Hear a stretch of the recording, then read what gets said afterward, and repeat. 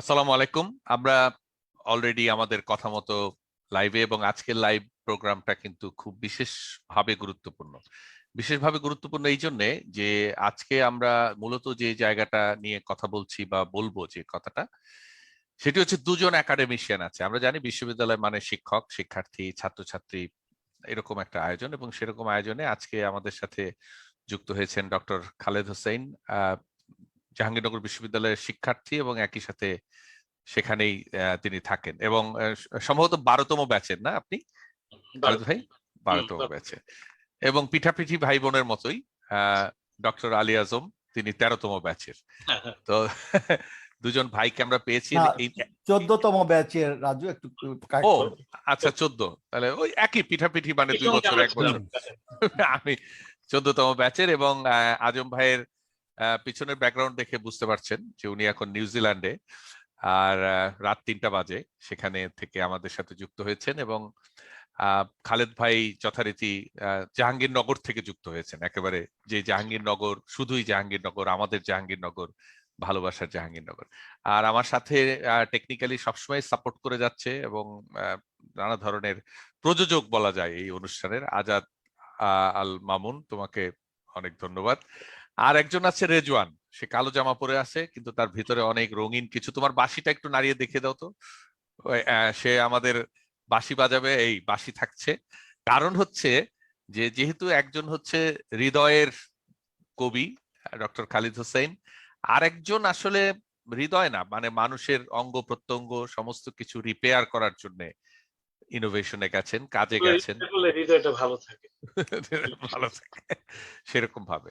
তো সেই বিবেচনায় আজকের অনুষ্ঠানটা খুবই রিসোর্সফুল আমি মনে করি। রেজওয়ান জার্নালিজম ম্যাস কমিউনিকেশন থেকে পড়াশোনা করা, এবং সে বাঁশি বাজায়, এবং তার আমি ফেসবুকে এমনি একটা স্ট্যাটাস দিয়েছিলাম যে কে বাঁশি বাজাতে পারে, কারণ এখানে কবিতা হবে, একটু বাঁশি থাকবে না।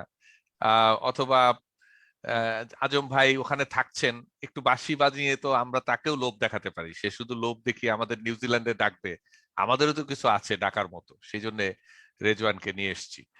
তো আমি আর দেরি করতে চাই না, আমি চাই যে আমাদের এই আজকের এই আলোচনাটাকে আমরা খুব বিশেষ গুরুত্ব দিয়ে দেখি। বিশেষ গুরুত্ব এই জন্যে যে আমরা জানি যে পোস্ট কোভিড সিচুয়েশন, এখনো বলা যাবে না, কোভিড এর মধ্যে আমরা আছি। এই সময়ে পৃথিবীতে যদি সবচেয়ে কোনো জায়গা ক্ষতিগ্রস্ত হয়ে থাকে, কোনো জায়গা যদি সবচেয়ে বড় ঝাঁকি লেগে থাকে, সেটি হচ্ছে শিক্ষা।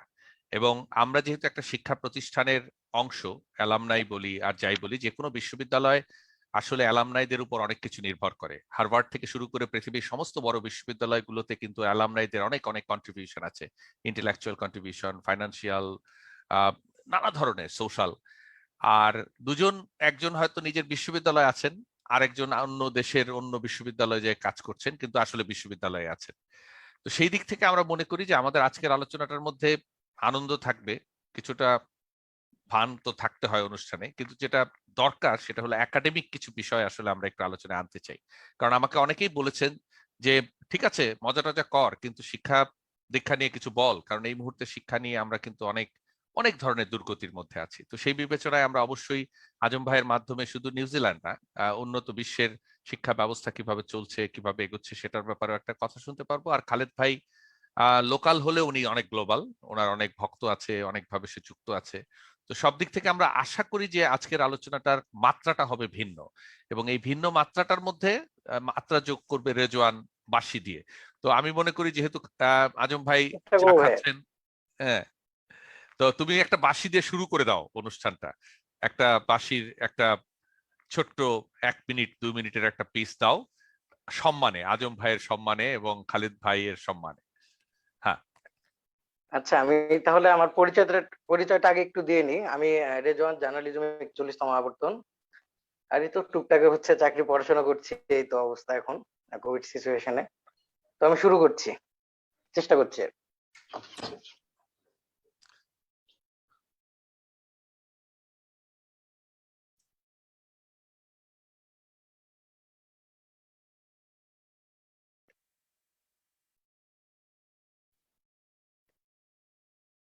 বাঁশিওয়ালাদের কাছে কিন্তু নরমালি অনেকগুলো হ্যাঁ, বাঁশি থাকে। হ্যাঁ, হ্যাঁ, হ্যাঁ, জি, আমার কাছে আছে, আমি নিয়ে বসছি আর কি। আমি চেষ্টা করছি। হুম, বাজাও। জি, আমি একটু চেষ্টা করছি। একটু রাগ চারুকীসের উপরে একটু চেষ্টা করছি আরকি, অল্প করে, ছোট করে।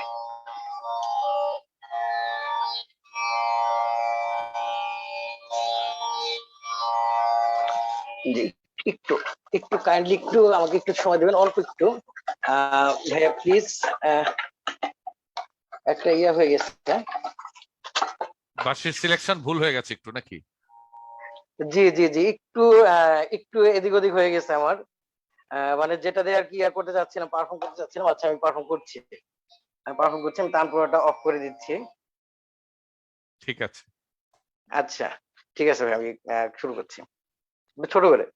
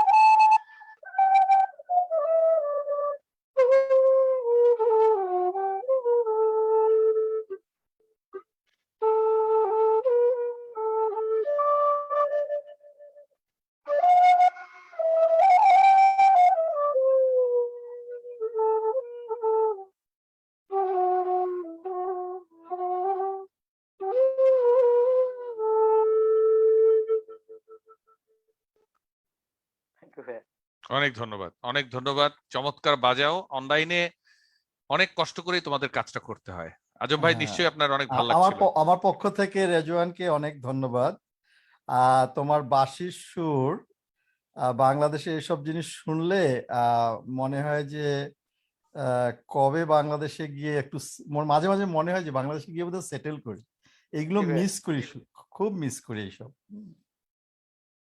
না, সেটাই থ্যাংক ইউ, স্বাভাবিক। থ্যাংক ইউ এগুলো ভেরি মিস মাচ। করার মতোই তো ব্যাপার। সব অসাধারণ বাজিয়েছে, বাজায় নৈপুণ্য, দক্ষতা, আন্তরিকতা, মূল যেটা কানের ভেতর দিয়ে প্রাণে প্রবেশ করিয়ে দেওয়ার সামর্থ্যটা অর্জিত হয়েছে। ও যেটা সেতারের আসলে সহযোগিতা নিতে চেয়েছিল, নিলে আরো গভীরভাবে প্রাণস্পর্শী হয়ে যেত। তবু আমি নিঃসন্দেহে আন্তরিকভাবে আমি ওকে মানে এই ধন্যবাদ অভিনন্দন জানাই। আমার খুব থ্যাংক ভালো। দোয়া করবেন অনেক স্যার অনেক আমার জন্য। অনেক ধন্যবাদ। আর তুমি পরের জন্য প্রস্তুতি নাও নিজের মতো করে। তুমি তো আরো জি বাজাবে, স্যার, নিজের মতো করে একটু প্রস্তুতি নাও, অসুবিধা নাই। জি স্যার, জি স্যার, জি তো স্যার, আমি আমরা সরাসরি, তুমি যখন নিজের মতো করে প্রস্তুতি নিবে, তোমার ইচ্ছা করলে ক্যামেরা অফ করে রাখতে পারো, তাহলে তুমি কমফোর্ট ফিল করবে নিজের মতো করে প্রস্তুতি নিতে। সো সমস্যা নেই স্যার, হ্যাঁ, সমস্যা নেই ভাই। আচ্ছা, তুমি তোমার মাইকটাকে মিউট করে রাখবে যতক্ষণ তুমি ইয়েতে থাকবে, কারণ ওখানে আবার টুক করে একটা শব্দ হলেও সেটা আমাদের এখানে চলে আসবে। সো হ্যাঁ, আমি করে দিয়েছি তোমার মাইক অফ। সো আমরা সরাসরি চলে যাব, এবং এই বাঁশির পরে আসলে খালেদ ভাইয়ের একটা কবিতা শুনে নিই। শুনে তারপরে আজম ভাইয়ের আহ, কাজের উপর একটা ছোট্ট ভিডিও আমরা পেয়েছি ইউটিউবে, সেই ভিডিওটা একটু দেখে নিব, তাহলে আসলে আজম ভাই কি করছেন, এবং ওনার কাছে হয়তো অনেকের অনেক জিজ্ঞাসা থাকবে। কারণ খালেদ ভাইও কিন্তু আমাকে বলেছেন যে আজমের কাজ নিয়ে তো আমার অনেক আগ্রহ, আমি তো আসলে অতটা মানে আরো একটু জানতে পারবো। আমি আজকে সরাসরি দেখা হচ্ছে এই জন্য। হ্যাঁ খালেদ ভাই। এটা আমার জন্য নিঃসন্দেহে আনন্দের, এবং সবারই ভালো লাগবে করতে যে কর্ম যেগুলো আসলে বিভিন্ন লিঙ্কে দেখেছি। এটা ও জাহাঙ্গীরনগরের সম্পদ, এটা আমাদের গর্ব। আচ্ছা, আমি এই জীবনটাকে উল্টে পাল্টে দেখতে চাই। আমি এই জীবনটাকে শেষ অবধি উল্টে পাল্টে দেখতে চাই, ভুলগুলো শুধরাতে চাই না। চাই না এই জীবন আরো মসৃণ হয়ে উঠুক, যন্ত্রণায় কাতরাতে চাই না, তার রসটুকু পান করতে চাই। চাই না আনন্দ যা পেয়েছি তা সম্প্রসারিত হোক, গভীর হোক, বর্ণির হোক। পথ বদলাতে চাই না, খাত বদলাতে চাই না, ধাপ বদলাতে চাই না, ফেলে আসা হলুদ দুপুরটাকে কাছে ফিরে যেতে চাই না। অপরাধগুলোর জন্য ক্ষমা চাই না, কিন্তু ভুলগুলোর জন্য মাসুল দিতে চাই। রক্ত ঝরেছে, অশ্রু ঝরেছে, কষ্ট হয়েছে, ভালো লেগেছে, আলোর তীর বুক বিদ্ধ করেছে, সিদ্ধ হয়নি মানুষ কাম। অন্ধকারে কিরিচ বিদ্ধ করে বুক ফুঁড়ে বের হয়েছে, আমি আর্তনাদ করিনি। আমি বুকে ভর দিয়ে বেঁচেই থেকেছি, হাত পা চোখ বেঁধে। আমাকে যখন ছুঁড়ে ফেলা হলো সাপত সংকুল অন্ধকার জঙ্গলে, আমি চাইনি এই জীবনে অন্য কোনো সুষমা। আমি দেখেছি চোখে এক ফোঁটা জল অবশিষ্ট ছিল না, কিন্তু তখনও লবণাক্ত, উষ্ণ ও প্রবহমান রক্ত। জীবন বদলের ডাকে লাল গালিচার পেলবতায় উষ্ণিসের ঔজ্জ্বল্যে শরীরের একটি রোমও হেলে পড়েনি, কেননা আমি এই জীবনটাকে শেষ অবধি উল্টে পাল্টে দেখতে চাই। ধন্যবাদ। বাহ, মানে গায়ে কাটা দেওয়ার মতো। কিন্তু আমি আমি মানে ভাবছিলাম, আমরা যখন কোনো সময়কে অতিক্রম করি, সেই সময়কে আমরা কতটা ভালোবেসে অতিক্রম করি। আমরা কিন্তু এখন যারা সময়কে ভালোবেসে অতিক্রান্ত হচ্ছি, তারা কিছুটা হলেও ভালো আছি, আর যারা সময়টাকে গ্রহণ করতে পারছি না, তাদের কষ্টের মাত্রা বেড়ে যাচ্ছে। তো আমরা এখন একটু একটা ছোট্ট ডকুমেন্টারি দেখে আসি, ইউটিউব থেকে আমি পেয়েছি আমাদের আজকের আলী আজম ভাইয়ের কাজের উপর। আমার মনে হয় সেটা আমাদের জন্য একটু হেল্পফুল হবে, কারণ অনেকেরই আগ্রহ থাকে আসলে কে কি নিয়ে কাজ করছে, আর আমরা এই অনুষ্ঠানটার মাধ্যমে এই সংযুক্তিটাই ঘটাতে চাই। একটু দেখে নিই। I love having some sort of health-related or medical problem and designing something in the laboratory and applying it for some biological characterization or in vitro and in vivo outcome, and seeing an immediate impact of things that I design in the lab affecting a biological process. Bioengineering allows you to be at the forefront of innovative, life-changing devices. You get to develop them. It merges biology and engineering and allows you to cover a wide range of subject areas and specialties to solve health-related problems.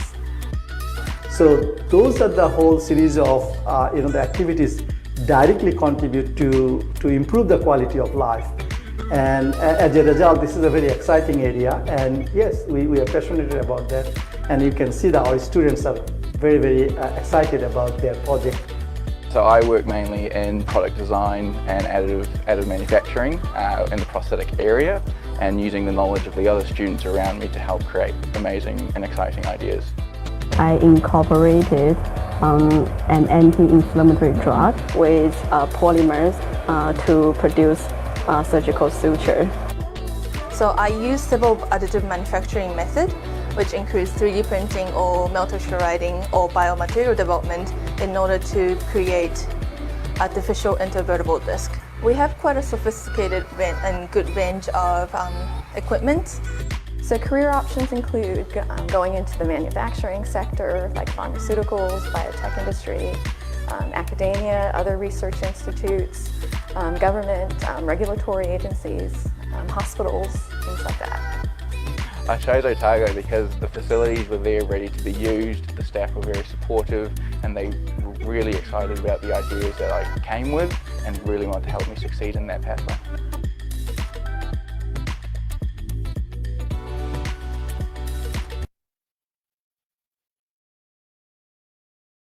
Thank you, thank you. আমার ধারণা যে এই ভিডিওটা আমাদের অনেকেরই helpful হবে।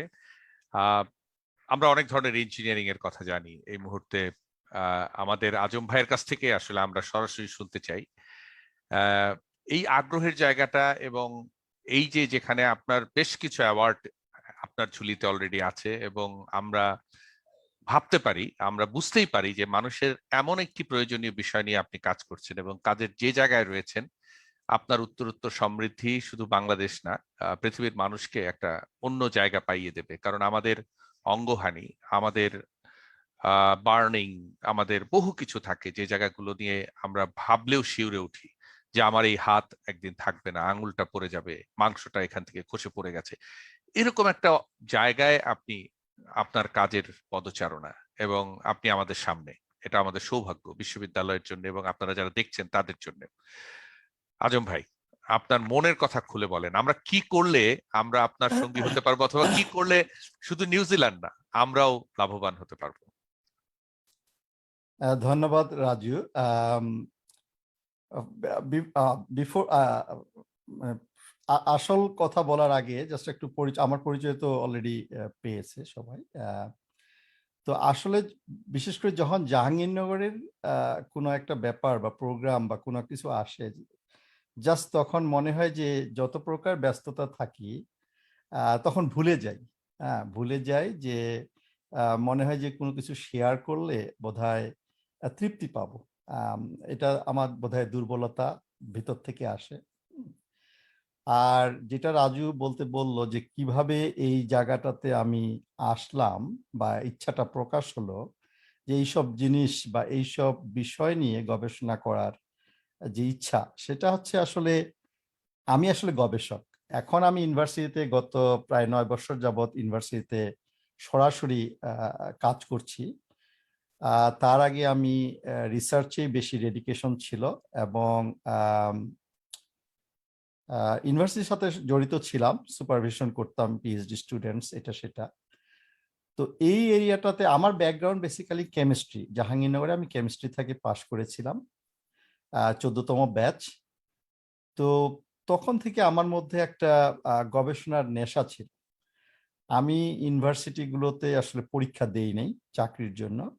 আমি atomic energy কমিশনে রিসার্চার হিসাবে ছিলাম, এবং আজকে আবারও বলতে আমাদের সিনিয়র ভাই মোবারক আহমেদ খান, উনি এই যে জুট দিয়ে টিন বা কম্পোজিট, আমি কিন্তু এগুলোর সাথেও জড়িত ছিলাম। বাংলাদেশে থাকলে হয়তো বা আমি এই প্রজেক্টগুলোই থাকতাম। তো এইগুলোর আগ্রহ আমার তখন থেকে ছিল। যাই হোক, যখন আমি বাইরে চলে আসলাম তখন দেখলাম বাইরে আসলে আমি আমার কথা বলছি না, আমাদের বাংলাদেশে কিন্তু প্রচুর ট্যালেন্ট। আমার মতো আমি কিছুই না, আমার থেকে আরো অনেক বড় বড় রিসার্চার বাংলাদেশ থেকে বাইরে কন্ট্রিবিউট করছে। তো এটার কারণটা হচ্ছে আমাদের মধ্যে ট্যালেন্ট আছে কিন্তু আমাদের রিসোর্স নাই, যেটা আলটিমেটলি আমাদের থিমে রাজু যেটা বলেছে যে ইউনিভার্সিটিগুলোর এডুকেশন সেক্টরটা, ওটাতে আমরা আসব। তো যে জায়গাটা সমস্যা হচ্ছে আমাদের রিসোর্স কম। ঠিক আছে, আমাদের রিসোর্স কম কিন্তু আমাদের ট্যালেন্ট আছে। আমরা যে হিউম্যান ক্যাপিটাল, এইটাকে কিভাবে ইউটিলাইজ করা যায়। তো বাইরের দেশে আসার পরে যেটা হয় যে আমরা এই ফ্যাসিলিটিস গুলো পাই এবং আমাদের যে ট্যালেন্ট গুলো আমরা এটা এক্সারসাইজ করতে পারি।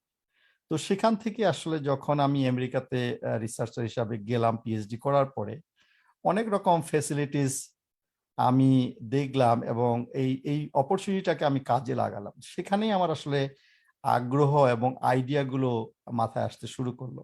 সেটাই বলা যায় যে আমার প্রথম মানে চিন্তাধারা। তো এখন আমাদের তো টেকনোলজিক্যাল অ্যাডভান্সমেন্ট গুলো অনেক বেড়ে গেছে পৃথিবী জুড়ে। তো এই সুযোগটা যখন আসলো তখন আমি চিন্তা করলাম যে মানুষের কল্যাণে কিছু করা যায় কিনা। সেখানেই আমার আসলে এই এরিয়াটাতে যে বায়োমেডিক্যাল ইঞ্জিনিয়ারিং বা বায়োমেটেরিয়ালস, এই এরিয়াটাতে আমার আসলে আগ্রহটা বেড়ে যায়। আমি সেখানেই আসলে প্রথম এইগুলোর উপরে কাজ করা শুরু করি। এটাই হলো আমার প্রথম মানে কি বলবো যে স্টার্ট। এন্ড পরবর্তীতে সবার দোয়ায়, আল্লাহর অশেষ রহমতে এখন একটা সেন্টারে আমি রান করি, এবং এখানে আমি একাই না, এখানে আমার অনেক রিসার্চার কাজ করে এবং অনেক কোলাবোরেটর আছে প্রফেসর বিভিন্ন ডিপার্টমেন্টে। কারণ আমি তো একটা এরিয়ার specialist. There is a lot of doctors, clinicians, neurosurgeon, তারাও কন্ট্রিবিউট করে। আমার আরেকটা ভিডিও আছে, হয়তো বা রাজু পরে দিবে, এটা টোটাল ইউনিভার্সিটি আমাদের 3টা ক্যাম্পাসের নিয়ে ভিডিও করা। তো এই এই হলো আমার আসলে আগ্রহটা মানে জেনারেট করেছে। আর বিভিন্ন যে যেটা রাজু বলল যে বিভিন্ন কি বলবো যে ক্রিটিক্যাল এরিয়াগুলোতে আসলে আমি ট্রাই করতেছি কিছু করার জন্য মানুষ কল্যাণে। তার মধ্যে আমার একটা বড় সাকসেস যেটাকে আমাকে আসলে এতদূর নিয়ে আসছে সেটা হচ্ছে আমি বার্ন বা স্কিন রিজেনারেশন, যদিও এটাকে আমরা উন কেয়ার বলি। উন কেয়ার আসলে উন তো বিভিন্ন টাইপের আছে, তো আমার এরিয়াটা হচ্ছে কমপ্লিটলি ওটাকে বলে ক্রনিক উন্ড, যারা হলো ডায়াবেটিক উন্ড, যেটা কখনো ভালো হয় না, কোনো মেডিকেশন দিয়ে সম্ভব না, কোনো রেমেডি দিয়ে হবে না। এটা এটা একেবারে সেলুলার লেভেল আমরা বলি, হ্যাঁ, মলিকুলার এবং সেলুলার লেভেলে করতে হয়। যেমন ডক্টররা বা আদার যারা রিসার্চ করে তারা বলে যে আমরা যে ড্রাগের কথাটা বলা, যে সেলুলার লেভেলে রিপেয়ার করা, ইমিউনো সিস্টেমটাকে রিপেয়ার করা। আমার টেকনোলজিটা আসলে ওই লেভেলের, সেলুলার লেভেলে, যেটা মানে রিজেনারেট করবে, যে সেল দিয়ে রিজেনারেট করবে। যেমন একটা বার্ন, যে যদি বলি যে বার্নের উদাহরণতেই, বার্ন হয়, বার্ন বিভিন্ন রকম হয়, primary burn, secondary burn, tertiary burn. Tertiary burn মানে টোটালি সেলগুলো ডিস্ট্রয় হয়ে যায়, বার্ন করে যায়। তো এখানে তো আর সেল না দিয়ে তো তৈরি করা যাবে না। সেই এরিয়াগুলোতে আমি রিসার্চ করি এবং চেষ্টা করি যে রিজেনারেট করতে, যে আমার স্কিনটা বার্ন করছে, এখন কিভাবে আমি এটা রিপেয়ার করবো। আমরা হয়তো বা অনেকে জানে না বা অনেকেই জানে যে এটা রিপেয়ার করার একমাত্র পথ হচ্ছে ওটাকে বলে অটোগ্রাফ। আপনার আরেকটা জায়গা থেকে স্কিন এনে এখানে গ্রাফট করা, তাহলে আপনার নিজের মতো করে স্কিনটা হবে। ওই জায়গাগুলোকে আমি হিট করেছি। যেমন এখন একজন যদি 60% বার্ন করে, 50% বার্ন করে, তার তো আসলে নিজের স্কিন এতগুলো নাই ওখান থেকে নিয়ে এসে আবার দেওয়া। তো আমি যদি এখন মিটার মিটার বা 2 meter 3 meter similar skin develop করি তার নিজের সেল দিয়ে, যেমন আমার যদি বার্ন করে আমি কি করি, আমি একটা টিস্যু ডেভেলপ করি স্কিনের মতো, এখানে আমার সেলগুলো এখানে আমি সিড করি অ্যাজ ইট ইজ, যে আমি একটা নিজের স্কিন তৈরি করলাম। ফলে আমি যদি এই স্কিনটাকে ইমপ্লান্ট করি তাহলে এখানে রিজেকশন হওয়ার কোনো অপশন নাই, কারণ আমার তো নিজের সেল দিয়ে তৈরি করি। এই এরিয়াগুলোতে আমি আসলে কাজ করি। এটা একটা উদাহরণ দিলাম, আরো অনেক রকম কাজ আছে। তো এটাই আপাতত এই পর্যন্ত রাখি, আপাতত, পরে আবার বলবো। হ্যাঁ, না থ্যাংক ইউ। আমার মনে হয় যে আপনি খুব সহজ করে জিনিসটা বোঝাতে পেরেছেন, কারণ আমরা হচ্ছে বার্নিং এর সাথে পরিচিত। এমনিতেও বলা হয় যে বাংলাদেশে কিন্তু ড্রাউনিং অ্যান্ড বার্নিং এই দুইটা হচ্ছে মানে আছে একটা সংখ্যা, কিন্তু তারপরেও এটা আমাদের প্রচুর ফেস করতে হয়। এখনো কিন্তু শিশু মৃত্যুর হারের একটা বড় অংশ হচ্ছে পানিতে ডুবে মরে যায়, যেটার মানে ভাবলেও গায়ে কাটা দেয় যে এত শিশু বাংলাদেশে এখনো পানিতে ডুবে মরে যায়। তো একইভাবে বার্নিং এর বিষয়গুলো কিন্তু আমরা নানাভাবে দেখি, বিশেষ করে অন্তত গ্যাস সিলিন্ডার এই সমস্ত জিনিস আসার পরে বিভিন্ন ভাবে অনেক অনেক বাড়িতেই অনেক মানে গৃহকর্মের সাথে যারা জড়িত তারা হয়তো একটা আঙুল পুড়ে একটা অংশের থেকে মাংস খসে পড়ে গেছে, সেই ওইভাবেই রয়ে গেছে। তো তার মানে আপনি যে কাজটা নিয়ে মানে কাজটা নিয়ে খুবই মানে আন্তরিকতা, এবং আপনি যে হ্যাঁ এই জায়গাটায় কাজ করার, সেটার কিন্তু হিউজ অপরচুনিটি। যদিও আমরা কখনোই কামনা করি না যে একটা মানুষ পুড়ে যাক, তার জন্য আপনার কাজ করতে হোক। আপনি যদি কর্মহীন থাকতেন তাইলেই হয়তো আপনার সবচেয়ে আনন্দ হতো, কিন্তু যেহেতু এই অপকর্মটা ঘটে, কাজেই এখানে একটা কর্ম দিয়েই সেটা সমাধান করতে হবে।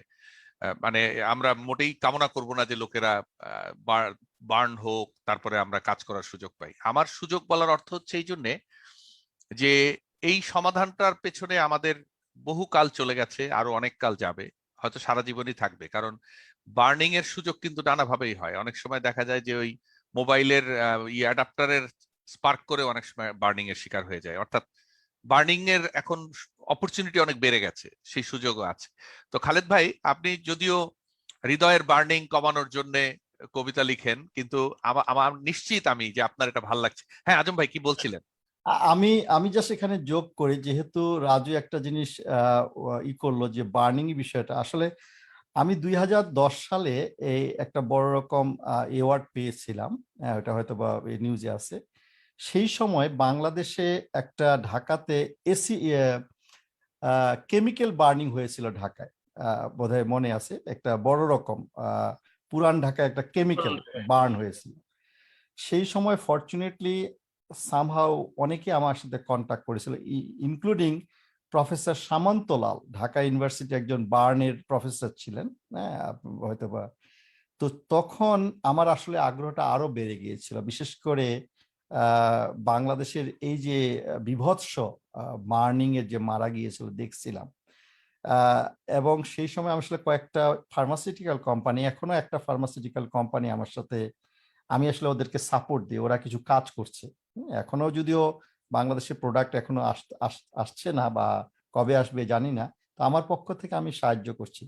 তো ওই এরিয়াটা আসলে এখন প্রচন্ড কি বলবো যে ভয়েড, প্রচুর বার্ন হচ্ছে, যেমন পপুলেশন বাড়তেছে, ইন্ডাস্ট্রি বাড়ছে, বাংলাদেশে তো ভয়াবহ অবস্থা, এক্সপ্লোশন।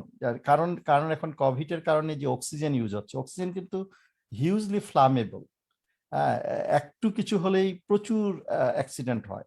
ইভেন কি যেন একটা ইউনাইটেড হসপিটালে একবার এয়ার কন্ডিশন বার্ন করে মারা গেল লোকজন।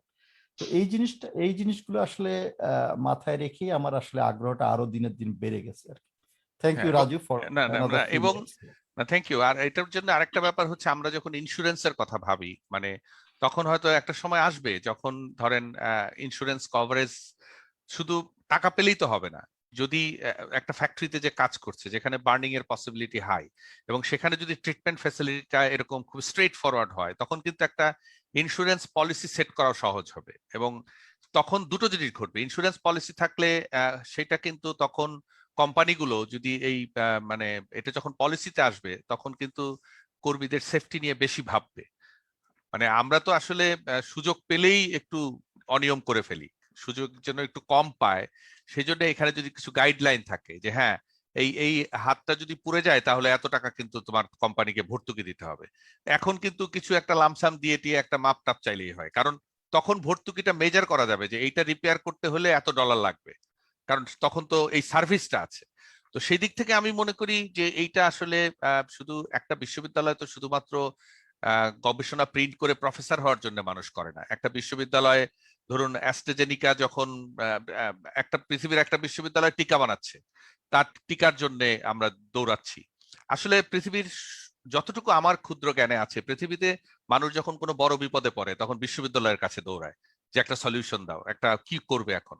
তো সেই জায়গাটায় আমরা আমাদের অনেক কিছু করবার আছে, এবং জাহাঙ্গীরনগর বিশ্ববিদ্যালয়ের শিক্ষার্থী হিসেবে আমরা মনে করি যে আমাদের যে সংযুক্তিটা বা এই শুধুই জাহাঙ্গীরনগরে আমরা যে আলোচনাগুলো করছি বা যে অনুষ্ঠানগুলো করছি, এটার একটা বড় টার্গেট হচ্ছে বিশ্ববিদ্যালয়গুলো আসলে কিভাবে রিফর্মড হচ্ছে ওয়ার্ল্ড ওয়াইড, সেইটা জানানোরও একটা প্ল্যাটফর্ম। এটা এই ডকুমেন্টেশনটা থেকে যাবে। আমার ধারণায় অনেক শিক্ষক এখানে দেখছেন, খালেদ স্যার নিজেই তো একজন শিক্ষক। তো সেই দিক থেকে বিশ্ববিদ্যালয় যদি মনে করে যে এখান থেকেও অনেক ধরনের লার্নিং এর সুযোগ আছে, সেটা তো অনেক আনন্দের ব্যাপার হবে। খালেদ ভাই, আপনি কি মনে করেন এই জায়গায়? লার্নিং থেকে লার্নিং এর কথাটা বলি, যদ্দূর আমি জানি 1976 সালে রেড ক্রসের একটা সংগঠন করা হয়েছিল জুনিয়রদের নিয়ে। সেখানে যে ট্রেনিং দেওয়া হয়েছিল, সেখানে জানানো হয়েছিল বিশ্বের প্রথম বিশেষায়িত হাসপাতালটা কিন্তু জার্মানিতে হয়েছিল বার্নিং এর উপর, বার্ন হাসপাতাল প্রথম। এবং এটা মানে প্রাচীনকাল থেকে মানে নারকীয় একটি যন্ত্রণা দেয়, নরকের যে ভয়াবহতা, দুর্যোগের যে ভয়াবহতা, পৃথিবীর বিভিন্ন ধর্মের ভয়াবহতার একটা উজ্জ্বল উদাহরণ হিসেবে উঠে আসে আগুনে পোড়ানো হবে। ঠিক আছে? তো এই যে বার্ন, এটা সাংঘাতিক একটি ব্যাপার। এটা যে কথাটা বলা হলো 3টি ধাপে মানুষের আসলে আর কিছু করার থাকে না। কোনো একজন রোগীকে অনেক আগে, এটা বেশ 80-র দশকে আমাকে বলেছিল যে বার্নটা দেখা যাচ্ছে তো, যে এটা না হয়ে যদি আমার আসলে অন্য কিছু হতো, আমি যদি মরে যেতাম তাহলে অনেক ভালো হতো। এই কষ্টটা আসলে সহ্য করা যায় না। এবং যেটা একদম আগে বলা হতো, হয়তো যেমন টেন্ডন যদি নষ্ট হয়ে যেত, গ্রাফটিং করে সেই জায়গাটা আসলে দেওয়া হতো। ওই কাজটি এটা করতে পারার মধ্যে আসলে গবেষণা তো সত্য আবিষ্কার করে, যে কথাটা বলেছে আসলে যে আমরা মানুষ এগিয়ে চলেছি, এগোতে চাই। বিশ্ববিদ্যালয় কি? বিশ্ববিদ্যালয় কোনো আঞ্চলিক বিশ্ববিদ্যালয় না, এটা জাহাঙ্গীরনগর কোনো একটা এলাকা না, বা নিউজিল্যান্ডে আলী আজম যেখানটা আছে কোনো একটা অঞ্চলের না। বিশ্বের একটা বন্ধন তৈরি করে একটি, যেমন ও যেটা কেমিস্ট্রি থেকে পাশ করে গিয়ে এখন যেটা করছে, একটা মাল্টিডিসিপ্লিনারি একটা কাজ করছে। নানা পদের মানুষ, নানা রকমের মানুষ, নানাভাবে বিশেষায়িত মানুষ তার আন্তরিক দক্ষতা দিয়ে মানব কল্যাণের জন্যই কাজ করছে। বিজ্ঞানে যত আবিষ্কার সবই হচ্ছে মানুষকে কমফোর্ট জোনে নিয়ে যাওয়ার জন্য। অসুখ থেকে শুরু করে সুখ, যা কিছু বলি না কেন সবই কিন্তু, বা অন্যান্য বিজ্ঞান, পৃথিবীতে এমন নাই যে ইংল্যান্ডের বিজ্ঞান, আমেরিকার বিজ্ঞান এগুলো আলাদা, ফিজিক্স আলাদা, এরকম না। কোনো একটি জায়গায় কোনো কিছু যদি আবিষ্কৃত হয় এটা সর্বমানবীয়। যে কথাটা একটু আগে আসলে আমরা অনলাইনে আসা আগে আলেজম বলেছিল, যেমন একটি যন্ত্র বাংলাদেশে আসার সম্ভাবনা আছে, অনেক দাম, কিন্তু এটা দিয়ে মানে ওই অমূল্য একটা ব্যাপার পেয়ে যেতে পারি, মনুষ্য সৃষ্টি, মানুষের মনীষা, তার মেধা, তার চিন্তা, তার সবচেয়ে বড় যেটা সুখ কল্যাণ, মানে মানব কল্যাণের জন্য এই যে নিবেদিত প্রাণ চিত্ত, এটা আসলে খুব দরকার। ও বলেছে, চমৎকার ভাবে বলেছে যে বাংলাদেশে যারা ছাত্রছাত্রী তারা যথেষ্ট মেধাবী, যথেষ্ট জ্ঞানী, এরা যদি একটি ভালো ল্যাব ফ্যাসিলিটিস পায়, তারা যদি অন্যান্য সুবিধা পায়, তাহলে অনেক কিছু করতে পারে। এটা শিল্প সাহিত্যের ক্ষেত্রে সত্য। যে কোনো গবেষণার কাজ আসলে সত্যান্বেষণ, জীবনের জন্য, জীবনকে আরো আরামদায়ক, সভ্যতাকে আরো এগিয়ে নেওয়ার জন্য, আলোকিত করবার জন্য, পিছিয়ে নেবার জন্য নয়। রাজু, তুমি বলছিলে আমরা যদি একটু দাঁড়িয়ে থাকি তাহলে আমরা পিছিয়ে যাবো। পৃথিবীর সব মানুষই চলছে, চলমান সবকিছু, কেউ দাঁড়িয়ে থাকলে আসলে পিছিয়ে পড়ারই কথা। বিশ্ববিদ্যালয়ে যদি বৈশ্বিক চরিত্রটা না থাকে এবং সমস্ত বিশ্বকে যদি আত্মীকৃত করবার, আস্বাদন করবার, জ্ঞানটাকে নিজের করে নেবার যদি সামর্থ্য না থাকে, তাহলে অসুবিধা আছে। অসুবিধা আমাদের প্রধানত একটা দাঁড় করাতে পারি যে প্রথমত পরিকল্পনাগত, তারপরে আসলে অর্থনৈতিক যে ব্যবস্থা, মানে এখানে যে টাকাটা বরাদ্দ হয়, এটা নিয়ে উন্নত মানে বিজ্ঞান চর্চা অন্তত সম্ভব নয়। কিন্তু বিজ্ঞান চর্চা ছাড়া আসলে কোনো জাতি এগোতে পারবে না, যেমন মানবিক যে বিদ্যা আছে সেটা চর্চা ছাড়া এগোতে পারবে না। রবীন্দ্রনাথ বলেছিলেন যখন তিনি জাহাজে চড়ে আর্জেন্টিনা যাচ্ছিলেন, কোন এক মহিলার একটি প্রশ্নে, যে এই যে ইউরোপের পুরো কৌশলগত যে শনে উন্নতি, এটাকে আপনি কিভাবে দেখেন?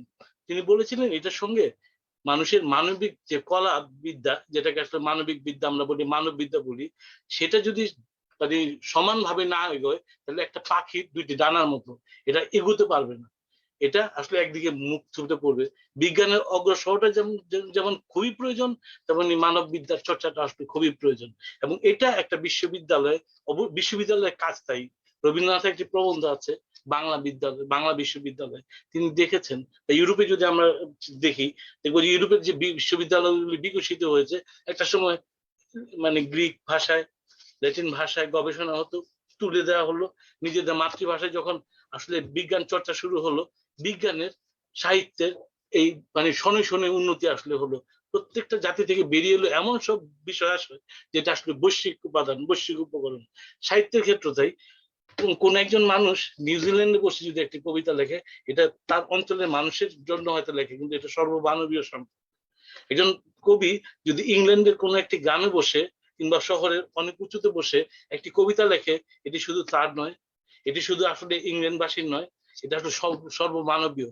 এই যে সবটাকে আস্বাদন করবার সামর্থ্য, এবং যদি নিজের কোনো সৃষ্টি থাকে, এটা সর্বত্র বৈশ্বিকভাবে বিতরণের সামর্থ্য যদি না থাকে, তাহলে আসলে আমাদের যে কথাটা তুমি অনেক আশা নিয়ে বলছো, যে বিশ্ববিদ্যালয় যে সমন্বয়, এটা হওয়া দরকার।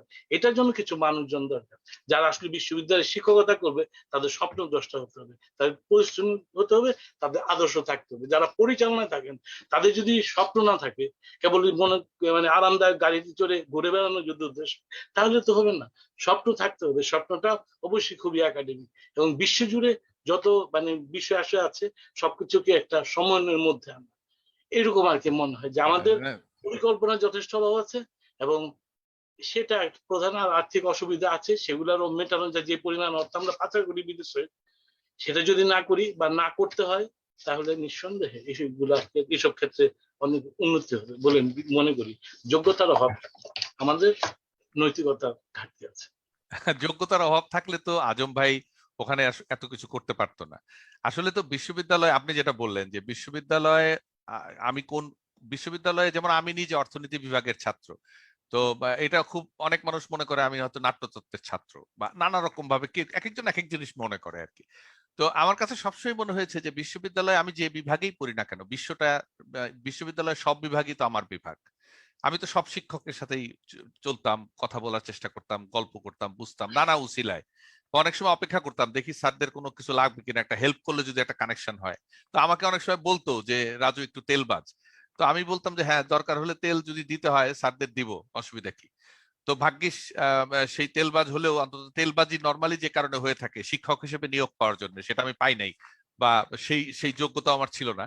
তো যে কারণে আমি মনে করি যে সেদিক থেকে আমি অনেক ভাগ্যবান, যেটা আমাকে শুনতে হয় নাই। আরেকটা জিনিস হলো যে বিশ্ববিদ্যালয়ে ওই যে আপনি যেটা বললেন যে জাহাঙ্গীরনগরে পড়া মানে শুধু জাহাঙ্গীরনগর না, ঢাকা বিশ্ববিদ্যালয়, সব বিশ্ববিদ্যালয়ের আমি শিক্ষার্থী। মানে চূড়ান্ত বিচারে বিশ্বটাই তো আমার বিদ্যালয়, সেটা আমি কোথায়, বিশ্বটাই আমার বিদ্যালয় এবং সেটাই হলো বিশ্ববিদ্যালয়। সেই জায়গাটাকে আমি বুঝি বা সেইটা নিয়েই চিন্তা করি। তো আজম ভাইয়ের কাজের আরেকটা সেই যোগ্যতা আমার ছিল না।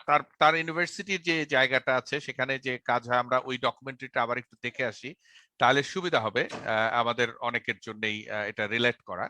আমরা একটু সেই জায়গাটাতে যাই। Where biology meets engineering, where human meets machine, where the predictable meets the unpredictable. This is bioengineering, an exciting and advanced field that sits at the intersection of technology, engineering and medicine, where solutions can improve health outcomes for millions. Join world-class scientists at the University of Otago, New Zealand's top university for academic performance. The Centre for Bioengineering and Nanomedicine brings together our award-winning medical science program with the brightest minds in technology and engineering.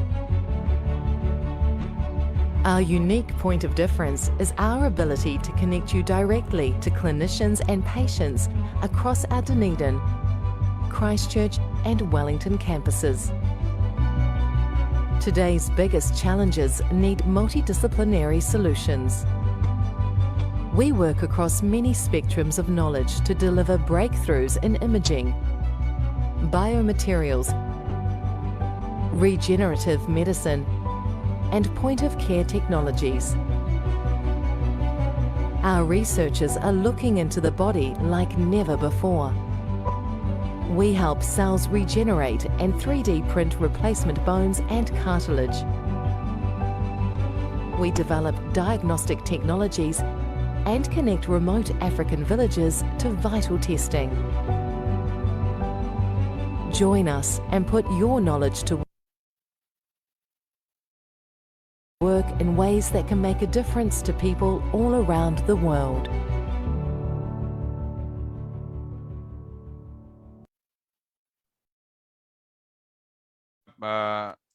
আমরা এখন মানে অন্তত আরো পরিষ্কার হয়েছি যে ব্যাপারটা আসলে কি। দুইটা শব্দ আমি পিক করেছি আজম ভাই, একটা হচ্ছে একাডেমিক পারফরমেন্স, আরেকটি শব্দ হচ্ছে মাল্টিডিসিপ্লিনারি, যেটা অলরেডি খালেদ ভাই বলে দিয়েছেন যে এখন সম্ভবত এখন হচ্ছে সময়টা হলো হাইব্রিড, মানে নোবডি ক্যান মুভ অ্যালন, এখন একটার সাথে আরেকটা যুক্ত।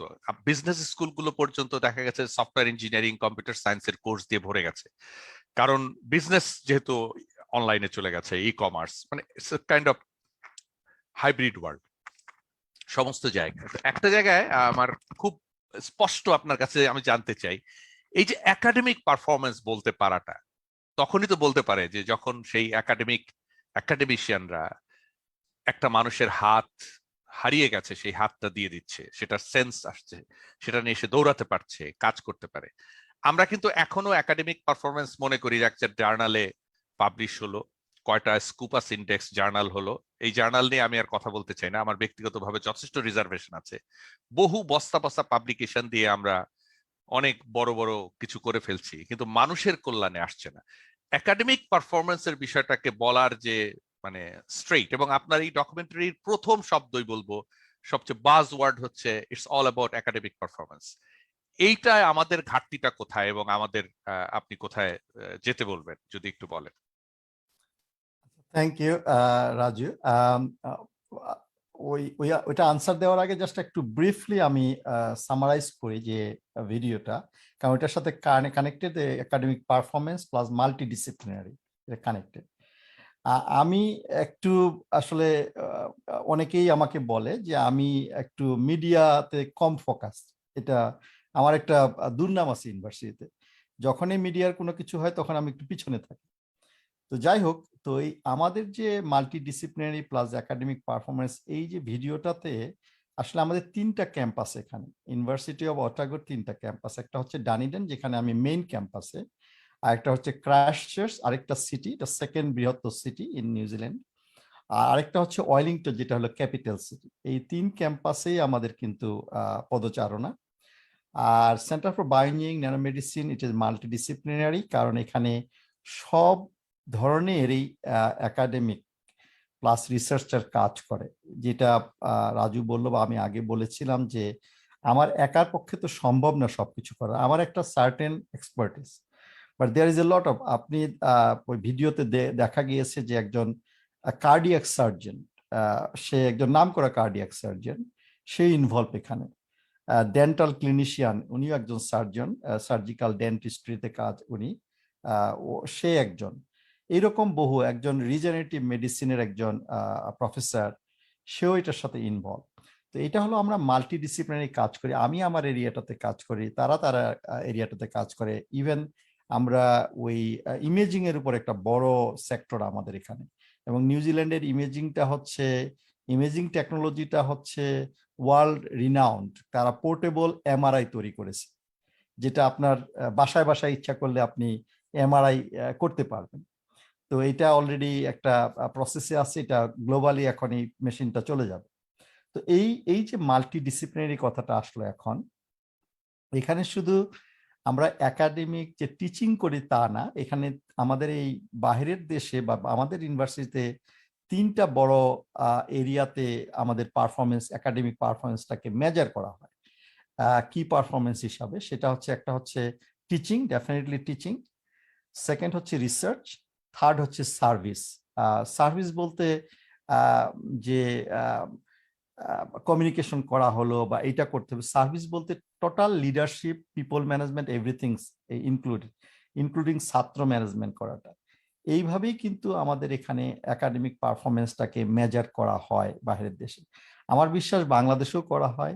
সেক্ষেত্রে আসলে ওই যে এগেইন মানে আমাদের মধ্যে ওখানে ডিমার্কেশনটা থাকে, ডিমার্কেশনটার কারণে যদি আমি একাডেমিকে থাকি একরকম, আর যদি আমি হায়ার লেভেলে চলে যাই যে ভাইস চ্যান্সেলর, প্রক্টর, তখন আমাদের যে আদার যে একাডেমিক যে কমিটমেন্ট, এটার থেকে আমরা একটু ডাইলুয়েটেড হয়ে যাই। তো এটার কারণটা আমি জানি না কিভাবে বাংলাদেশে কাজ করে, কিন্তু বাইরের দেশে দেখা যাচ্ছে যে এই তিনটাকেই কি পারফরমেন্স হিসাবে মেজার করা হয়। সেই কারণে এখানে একটা সুবিধা আছে একাডেমিক পারফরমেন্সের উপরে, যে পরবর্তীতে যখন একজন প্রফেসর, একজন নামকরা প্রফেসর, ইভেন সে going to be a vice chancellor ও প্রো ভাইস চ্যান্সেলর অথবা ডেপুটি ভাইস চ্যান্সেলর, তারা কিন্তু আবার আফটার তাদের 10 ইয়ার শেষ হওয়ার পরে back to their original destination simple professor হিসাবে কাজ করে, এবং তারা আপ টু রিটায়ারমেন্ট সে থাকে। এই যে একটা কি বলবো যে ইগো, বা আমি আগে ভাইস চ্যান্সেলর ছিলাম, আমি আবার ব্যাক করব আমার কলিগের সাথে, আমি প্রফেসর, ইভেন এই জিনিসগুলো আর থাকে না। এই যে কি পারফরমেন্স মেজারমেন্ট যেটা করা হয়, যে রিসার্চ টিচিং, সার্ভিস এবং সার্ভিস, টিচিং, রিসার্চ এবং সার্ভিস, এই তিনটাকে ব্যালেন্স করা হয় এখানে। No matter is started from as a lecturer or no matter is a the top level of professor. তো এই জিনিসগুলোই কি পারফরমেন্স মেজারমেন্ট আমাদের এই বাইরের দেশে ইউনিভার্সিটি, আমি আমেরিকাতেও দেখেছি, আমি ইউনিভার্সিটি অফ নর্থ ক্যারোলাইনাতে ছিলাম, ওখানেও একই রকম। এই জায়গাগুলোতে আমাদের আসলে কাজ করার অনেক মানে অপশন আছে। যদি আমরা এটা করতে পারি এবং এখনই সময়, তাহলে আমাদের মধ্যে ওই ইগোটা থাকবে না যে আমি ভাইস চ্যান্সেলর হয়ে গেছি, আমি ব্যাক টু দ্য ডিপার্টমেন্ট, আমার যে একাডেমিক পারফরমেন্স এটা আমাকে মেনটেন করতে হবে। কারণ একটু জাস্ট ইন্টারফেয়ার করছি, যদি ওই ইগোটা থাকে তার মানে একজন প্রফেসরের কিন্তু মৃত্যু হচ্ছে, কারণ সে ভাইস চ্যান্সেলর হওয়ার পরে আর যদি শিক্ষক হিসেবে ফিরে আসতে তার বাধাগ্রস্ত হতে হয়, মানে সেই পরিবেশ না থাকা মানে একজন যোগ্য শিক্ষককে আমরা হারাচ্ছি। আমি সরি মৃত্যু শব্দটা ব্যবহার করা মানে তাকে তো আর ক্লাসে আমরা পাবো না, তাকে কোথাও পাওয়া যাবে না, তিনি তখন অনেকটা জাদুঘরে উঠে গেলেন টাইপের হয়ে গেলেন, তাহলে তো নিশ্চয়ই আমাদের জন্য মঙ্গলময় নয় সেটা, কারণ এরকম একটা এক্সপিরিয়েন্স লোক। আচ্ছা, আপনার এমনি একটা জিনিস কি মনে হয়, খালেদ ভাইও একটু চিন্তা করে দেখবেন, যে একজন খুবই ডেডিকেটেড একাডেমিশিয়ান যখন অ্যাডমিনিস্ট্রেটিভ রোলে যান, এই যে vice chancellor, pro vice chancellor বা ট্রেজারার এরকম পদে যান, তাতে করে একাডেমিক মানে কি খুব ক্ষতি হয়? মানে বাইরের প্র্যাকটিস গুলো কিরকম? নাকি এই এই ভিসি প্রভিসি বা এই সমস্ত পদের জন্য কিছু লোক তৈরি হয়, তারা আসলে অতটা একাডেমি নিয়ে চিন্তা করেন না? একাডেমিশিয়ান যারা, তারা আমি মনে হয় বোঝাতে পেরেছি এই এই এই জায়গাটায়। রাজম ভাই যদি রেসপন্ড করেন।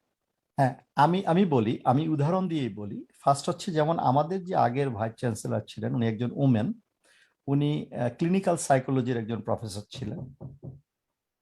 তো ক্লিনিক্যাল সাইকোলজির প্রফেসর উনি, তো যেটা হচ্ছে, উনি যখন ভাইস চ্যান্সেলর ছিলেন, উনার কিন্তু সার্টেন যে পোর্শন একাডেমিক টিচিং, এটা তাকে করতে হতো। সে কিন্তু ভাইস চ্যান্সেলর, তাকে কিন্তু ক্লাস নিতে আসতে হতো, প্লাস তাকে রিসার্চের জন্য ফান্ডিং এর জন্য অ্যাপ্লিকেশন করতে হতো। কারণ তার তো কি পারফরমেন্স মেজারমেন্ট তো এইটা, টিচিং, রিসার্চ এবং সার্ভিস।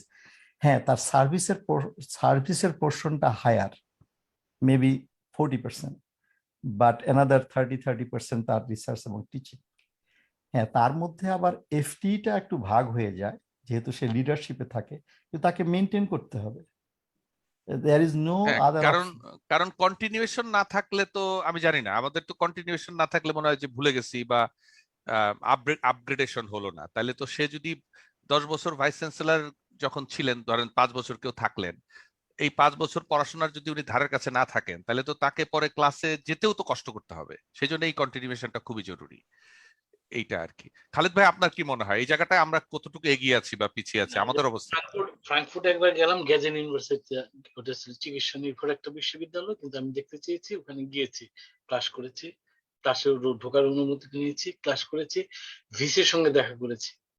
তো তিনি খুবই আন্তরিকভাবে তিনি কাজ করেছেন, কথা বলেছেন, ছবি তুলেছেন, আর বলেছেন যে ফেসবুকে না দিই। তিনি কোন একটি বিষয়ে যথেষ্ট প্রজ্ঞাবান একজন মানুষ। তিনি ওই যে কথা আজম যে কথা বললো, তাকে ক্লাস করতে হয়, তিনি পরে আমাদের সঙ্গে কথা বলে ক্লাসে যাবেন। আমরা অনেকক্ষণ ছিলাম, ফেরার সময় দেখলাম তিনি জামা বদলে 3/4 একটা প্যান্ট পরে বাগানে আসলে পানি দিচ্ছেন। একজন উপাচার্য সহজ একজন মানুষ হয়ে ওঠেন। আর আমাদের এখানে মানে যে কোনো এই ধরনের কোনো একটা পদে গেলে তখন আসলে তিনি ধরা ছোঁয়ার বাইরে, মানে ঐশ্বরিক একটি প্রতিভা নিয়ে আমাদের অনেক উপরে চলে যান, মানে তাদের ধরা ছোঁয়ার বাইরে চলে যান। এবং তার সঙ্গে দেখা করতে হলে, কথা বলতে হলে অদ্ভুত একটা প্রশাসনিক নিয়ম কানুন এগুলোর মধ্যে দিয়ে যায়। আসলে সর্বমানব মানে বিশ্ববিদ্যালয়টার একটা নেতৃত্ব তার হাতে, সমস্ত বিশ্ববিদ্যালয় কয়েকটা মানুষকে চারপাশে গিয়ে, মানে এটা খুবই সত্য, যে কোনো বিশ্ববিদ্যালয়ের যে কোনো উপাচার্যের ক্ষেত্রে তার প্রিয় কিছু মানুষকে নিয়ে চলাফেরা করেন। এর ফলটা হয় কি, যে আসলে বিচ্ছিন্ন হয়ে পড়েন। কি একাডেমিক আর কি মানে ডেভেলপমেন্টের কাজ, হ্যাঁ, শিক্ষা খাত, এগুলা আসলে যথেষ্টই দেখা হয় না। তো সত্যি কথা তো এটাই, যে কোনো কারণেই হোক, আমাদের যখন শিক্ষক নিয়োগ করা হয়, এটা বলা শিক্ষক হিসেবে আমার জন্য যথেষ্টই বিব্রতকর। কিন্তু এটা তো অনেকটাই সত্যি। অনেকে যে মনে করেন যে আসলে এখানে ভোটার নিয়োগ দেওয়া হয় বা আসলে অনেক কিছু দেখা হয়, এগুলা ফলে একাডেমিক যে একজন লোক যখন বোঝে যে আসলে কাউকে খুশি করে বিশ্ববিদ্যালয়ের শিক্ষক হওয়া যায়, তাহলে পরবর্তী যে উন্নতি, বিভাগের প্রমোশন গুলা বা কোনো একটা পদে, হলে কিংবা অন্য জায়গায় যাওয়ার জন্য অস্থিরতা বাড়ে। কিন্তু এই ক্ষেত্রে যতটা আসলে সময় তারা দেয়, একাডেমিক ক্ষেত্রে ততটা আসলে আন্তরিকতা নিয়ে তারা দেন না, এবং দেওয়ার কোনো তাগিদ বোধ করেন না, প্রয়োজন বোধ করেন না। মানে যতটুকু না হলেই নেয় ততটুকু। একটা ওই যে কথা রাজু তুমি বলেছো, যে আসলে জার্নালে লেখা ছাপা হলো, প্রমোশনের সময় হলো, প্রমোশনটা পাবে, মানে এটার আত্মিক উন্নয়ন, একজন শিক্ষকের যে আসলে সামগ্রিক ব্যক্তিত্বটা আসলে তার, এবং একজন শিক্ষক আসলে সার্বক্ষণিক শিক্ষক, যে যে কোনো সময় আসলে সেই শিক্ষক, একজন বিচারক যেমন যে কোনো জায়গায় যে কোনো সময় বিচারক, তিনি একজন শিক্ষকতা পেশাটা কোনো আসলে নির্দিষ্ট সময়ের না, নির্দিষ্ট ঘন্টার না, এর বাইরেও তাকে কাজ করতে হয়। যখন বাসায় কাজ থাকে তখনও তার চিন্তাটা আসলে ছাত্রছাত্রী এবং একাডেমিক কাজকর্ম নিয়ে থাকে। আর যখন ক্লাসে থাকেন অথবা ল্যাবরেটরিতে থাকেন অথবা অন্যত্র থাকেন, এই কাজগুলো তাই করতে হয়। সততার ব্যাপারটা আছে। মানে আমি এই বাংলাদেশের মতো একটা দেশে চাষা ভূষাদের ট্যাক্সের টাকায় বেতনটা আমি নিচ্ছি, আমার মোটামুটি আরাম আসছে, কিন্তু সেটা আসলে কতটা হালাল করে নিচ্ছি এই ব্যাপারটা আর কি, মানে আমার যে পরিমাণ শ্রম এবং মেধা ব্যয় করা দরকার সেটা যদি আমি না করি তাহলে অন্যায় করছি। এই অন্যায় ন্যায় অন্যায়ের এই বোধটা, বিবেচনার, বিবেকের এই আলোড়নটা যদি না থাকে তাহলে আসলে দালান কোঠা বাড়তে পারে, অনেক উপরে উঠতে পারে দালান, চকচক করতে পারে অনেক কিছু, ল্যাবরেটরি অনেক বড় হতে পারে, কিন্তু আসলে বিশ্ববিদ্যালয়ের মান মারবে না। আর সত্যিকার অর্থে যে কথাগুলো হচ্ছে এখান থেকে আমাদের লাইফ সায়েন্সের ছেলে মেয়ের যারা আসলে যায়, মূলত কোনো একটা ল্যাবে কাজ করে অনেক আনন্দিত হয়। আমাদের তাহলে সায়েন্স ভিত্তিক যে বিষয়, ফিজিক্যাল সায়েন্স ভিত্তিক যে বিষয়গুলো আছে, এগুলো ল্যাবরেটরির মান অনেক সমৃদ্ধ করা উচিত। সেই দিকে আসলে নজরটা না দিয়ে আমরা আসলে মনোযোগ দিই অন্য কিছুতে, যেটা না হলেও চলে। আর বিশ্ববিদ্যালয়ে অনেক কষ্ট করে যখন অনেক টাকা বরাদ্দ করা হয় তখন আসলে শিক্ষকদের দলাদলি অনেক বেড়ে যায়। এটা আসলে মানে সামগ্রিক উল্লাসের ব্যাপার, বিশ্ববিদ্যালয়ের উন্নতি হবে, কিন্তু এখানে ভাগাভাগির কোন একটা ব্যাপার থাকতে পারে বলে অনেকেই মনে করেন। না হলে আসলে বিশ্ববিদ্যালয়ে নানা ধরনের কাজ তখন আসলে বিলম্বিত হয়, নানা ধরনের ঝামেলা তৈরি হয়। এগুলা থেকে আসলে যদি না বেরোতে পারা যায় তাহলে আসলে বিশ্ববিদ্যালয়ের যদি উন্নতি না হয় দেশের উন্নতি হবে না। কারণ দেশের যারা মেধাবী ছেলে মেয়ে তারাই তো আসে বিশ্ববিদ্যালয়ে। যে কথা তুমি বললে কোন একজন শিক্ষকের একটু সান্নিধ্য পাওয়ার জন্য, আমারও মনে আছে আমি যখন ছাত্র, আমাদের ছাত্র শিক্ষকদের বাস একসঙ্গে যেত, কোন একজন শিক্ষকের কাছাকাছি তারা কথা বলছে, সেই কথাগুলো শোনার জন্য একটা লোভ হতো। বিআর খান স্যার ছিলেন ইতিহাসে, তার পাশে একদিন বসে গেছি, আমার আনন্দ। সুনীল কুমার মুখোপাধ্যায় মারা গেছেন, একদিন একজন নেমে গেলেন আমাকে পাশে বসালেন, আমার আনন্দ। এই যে একজন বিদ্যুৎ জনের, একজন জ্ঞানী মানুষের সান্নিধ্যের লোভ, তার কথাবার্তা শোনার, তার বচন মানে আসলে সুবচন, তার কথা মানে হচ্ছে জ্ঞান গর্ভ কোনো কিছু, এরকম একটা ব্যাপার ছিল। এখন যে কোনো কারণে হোক আমরা বাজার ঘাট কাজের মেয়ে পারিপার্শ্বিক বিষয় নিয়ে যতটা আসলে কথাবার্তা বলি, এরকম না যে সবসময় বলতে হবে যে যেটা আমরা আনন্দ করতে পারি, মজা করতে পারি, তার অনেক আয়োজন আছে। কিন্তু এটাকে যদি বাদ দিয়ে যে একটা বিশ্ববিদ্যালয় যদি আসলে একাডেমিক যে এরিনা এইটা থেকে আসলে দূরে সরে যায় তাহলে তো এটা হবে না। যে কোনো বিশ্ববিদ্যালয়ের ক্ষেত্রে এটা যদি ইউরোপে ঘটে, ইউরোপের কোনো বিশ্ববিদ্যালয় টিকবে না। আমেরিকাতে ঘটে, কোনো বিশ্ববিদ্যালয় টিকবে না। বিশ্ববিদ্যালয়ের চরিত্রটা থাকতে হবে। বিশ্ববিদ্যালয়ের চরিত্র আসলে রক্ষা করবে যে মূলত প্রশাসকরা, শিক্ষকরা, এবং তারপরে আসলে ছাত্র সারা দেশটা থেকে আসে, সারা দেশ থেকে আছে শিখবার জন্য। 1-2 মাসের মধ্যে ওরা পাল্টে যায়, পরীক্ষার আগে এবং পরীক্ষার ভাইভা পরীক্ষার আগে এবং পরে তাদের চেহারা, আচরণ সবকিছু বদলে যায়। কিছুদিনের মধ্যে তারা শিক্ষকদের পাঠ করতে পারে যে আসলে কি করতে হবে, কি করলে শিক্ষকরা খুশি হবে, কি করলে তারা ভালো থাকতে পারবে, এবং কিভাবে তারা আর্থিকভাবে সচ্ছলতা অর্জন করতে পারবে, কোন রাজনীতি করলে, কতটা করলে, কতটুকু করলে, এবং এগুলো কারো পৃষ্ঠপোষকতা ছাড়া হয় না। রাষ্ট্রীয় দুর্নীতি আসলে যেমন আসলে মানে সরকারি দলের কারো না কারো দূরবর্তী কারো না কারো সহযোগিতা ছাড়া অথবা আশীর্বাদ ছাড়া সম্পন্ন হওয়া সম্ভব না, অসম্ভব। তেমনি বিশ্ববিদ্যালয়ে যদি দুর্নীতি হয় এগুলো কারো না কারো খুবই মানে যারা নামি দামি পদায়নে অথবা ক্ষমতাধর তাদের মোটামুটি আশীর্বাদ পুষ্ট না হলে এটা সম্ভব না।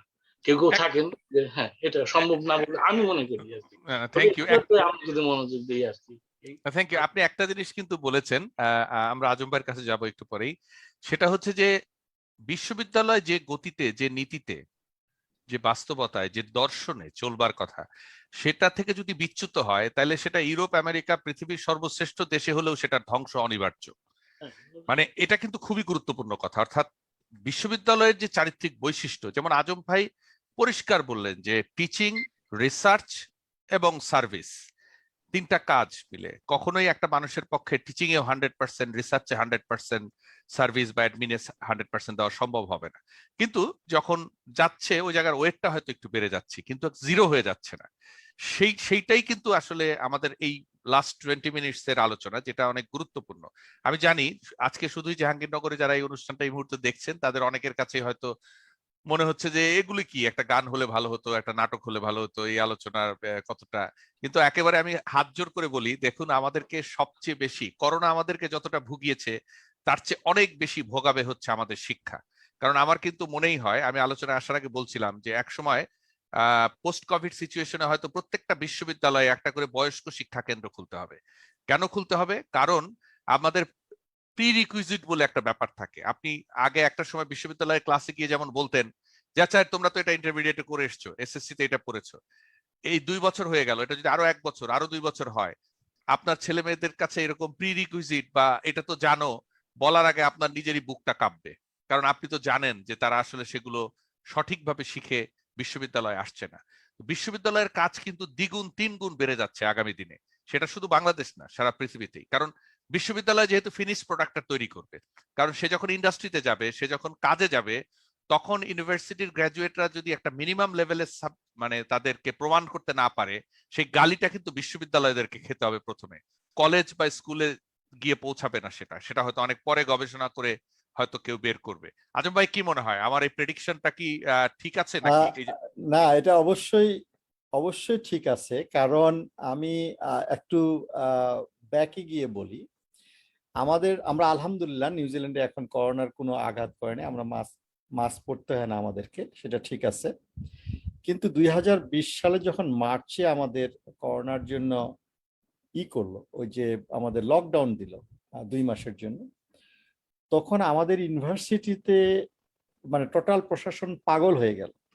Within short period of time আমরা কি ধরনের সিস্টেম বিল্ড আপ করতে পারি, কারণ এডুকেশন স্টপ করা যাবে না, নো ম্যাটার। এতে যদি এক্সট্রা রিসোর্স দিতে হয়, রিসোর্স দাও, এডুকেশন বন্ধ করা যাবেই না। এটা হলো আমি কেন গুরুত্ব আকারে বলতেছি, যেটা তুমি বললা যে এইটাকে ইন্টারাপ্ট করা মানে হচ্ছে ওই যে বয়স্ক শিক্ষাতে চলে যাবে। কারণ যখন আমাদের নিজেদের ক্ষেত্রে যখন আমরা একটু গ্যাপ দিই পড়ালেখায়, যে পরীক্ষা শেষ হয়ে গেছে গ্যাপ, তখন কিন্তু back to the desk is a very hard time. আমরা ডেস্কে কিন্তু মনোযোগ দিতে পারি না, ঠিক আছে? এটা সবার ক্ষেত্রেই। এই যে ডেস্কে গিয়ে যে মনোযোগটা আনার জন্য যে সময়টা দিতে হয়, তখন কিন্তু অনেক মেধা নষ্ট হয়ে যায়, আগ্রহটা হারিয়ে ফেলে, মোটিভেশনটা লস্ট হয়ে যায়। আমি ফান্ডামেন্টালি এই কথাটা বলার কারণটা হচ্ছে, এটার সাথে যদি আমরা টোটাল পিকচারটা দেখি, যে করোনার সময় যে এই যে এডুকেশনটাকে মানে ডিস্টার্ব বা ইনহেরেন্ট করে ফেলছে, এটা কিন্তু বড় রকম ইম্প্যাক্ট হবে। তো বাইরের দেশে আমার এক্সপেরিয়েন্স থেকে ইউনিভার্সিটিতে আমি তখন দেখেছিলাম ওয়ার্কলোড ওয়াজ ডাবল। কারণ আমাকে কিভাবে এই জিনিসগুলোকে রান করা যেতে পারে, যে কিভাবে আমরা ওই এডুকেশনের যে কি বলবো যে যেটা মোমেন্টামটা, এই মোমেন্টামটাকে স্টপ করা যাবে না, এটা আমি দেখেছি আর কি। এটা এটা আমরা তো মামার বাড়িতে বেড়াতে গেলেই তো আসার পরে স্কুলে যেতে ইচ্ছা করতো না। 3-4 দিনের জন্য মাঝে মাঝে মামার বাড়ি যেতাম না, 5 দিন, মনে হতো কি দরকার মামার বাড়ি আরো কয়েকদিন থাকি। আমার মনে হয় যে একটু বাসি শুনে আসি। আমরা অনেক কঠিন কঠিন আলোচনা করেছি, আসলে এগুলো কিন্তু দুশ্চিন্তা বাড়ানোর জন্য নয়। এই আলোচনাগুলো হচ্ছে আমাদের জন্য দুশ্চিন্তায় পড়তে না হয়। আমরা যদি চিন্তা না করি, তাহলে কিন্তু দুশ্চিন্তা আমাদের ঘাড়ের উপরে এসে পড়বে। তো সেই জন্যই আসলে এইভাবে বলা। আর এটা একটা অসাধারণ সুযোগ আমি মনে করি, যে দুটো বিশ্ববিদ্যালয়ের 2 জন মানুষ যারা জীবনই দিচ্ছেন এটা নিয়ে, এই কাজ নিয়ে করছেন, তাদের কাছ থেকে ডিরেকশন পাওয়াটা আমাদের খুব জরুরি এই মুহূর্তে। এটা আমি মনে করি যে অনেক বড় কনফারেন্সের চেয়েও আজকের আলোচনায় আপনারা দুজন যেভাবে যত গভীরভাবে বিষয়গুলোকে উপস্থাপন করছেন, সেটা অনেক বেশি কাজে দেবে। রেজওয়ান, তোমার বাসি একটু শুনে নেই আমরা, আমাদেরকে একটু হালকা করে দাও, একটু আনমিউট করে নাও তোমার এটা। আচ্ছা, আমি একটু কীর্তনটা বাজানোর চেষ্টা করছি। কীর্তন একটু চেষ্টা হ্যাঁ, করছি আর কি। বাজিয়ে ফেলো, আমাদের একদম চলে যাও। হ্যাঁ।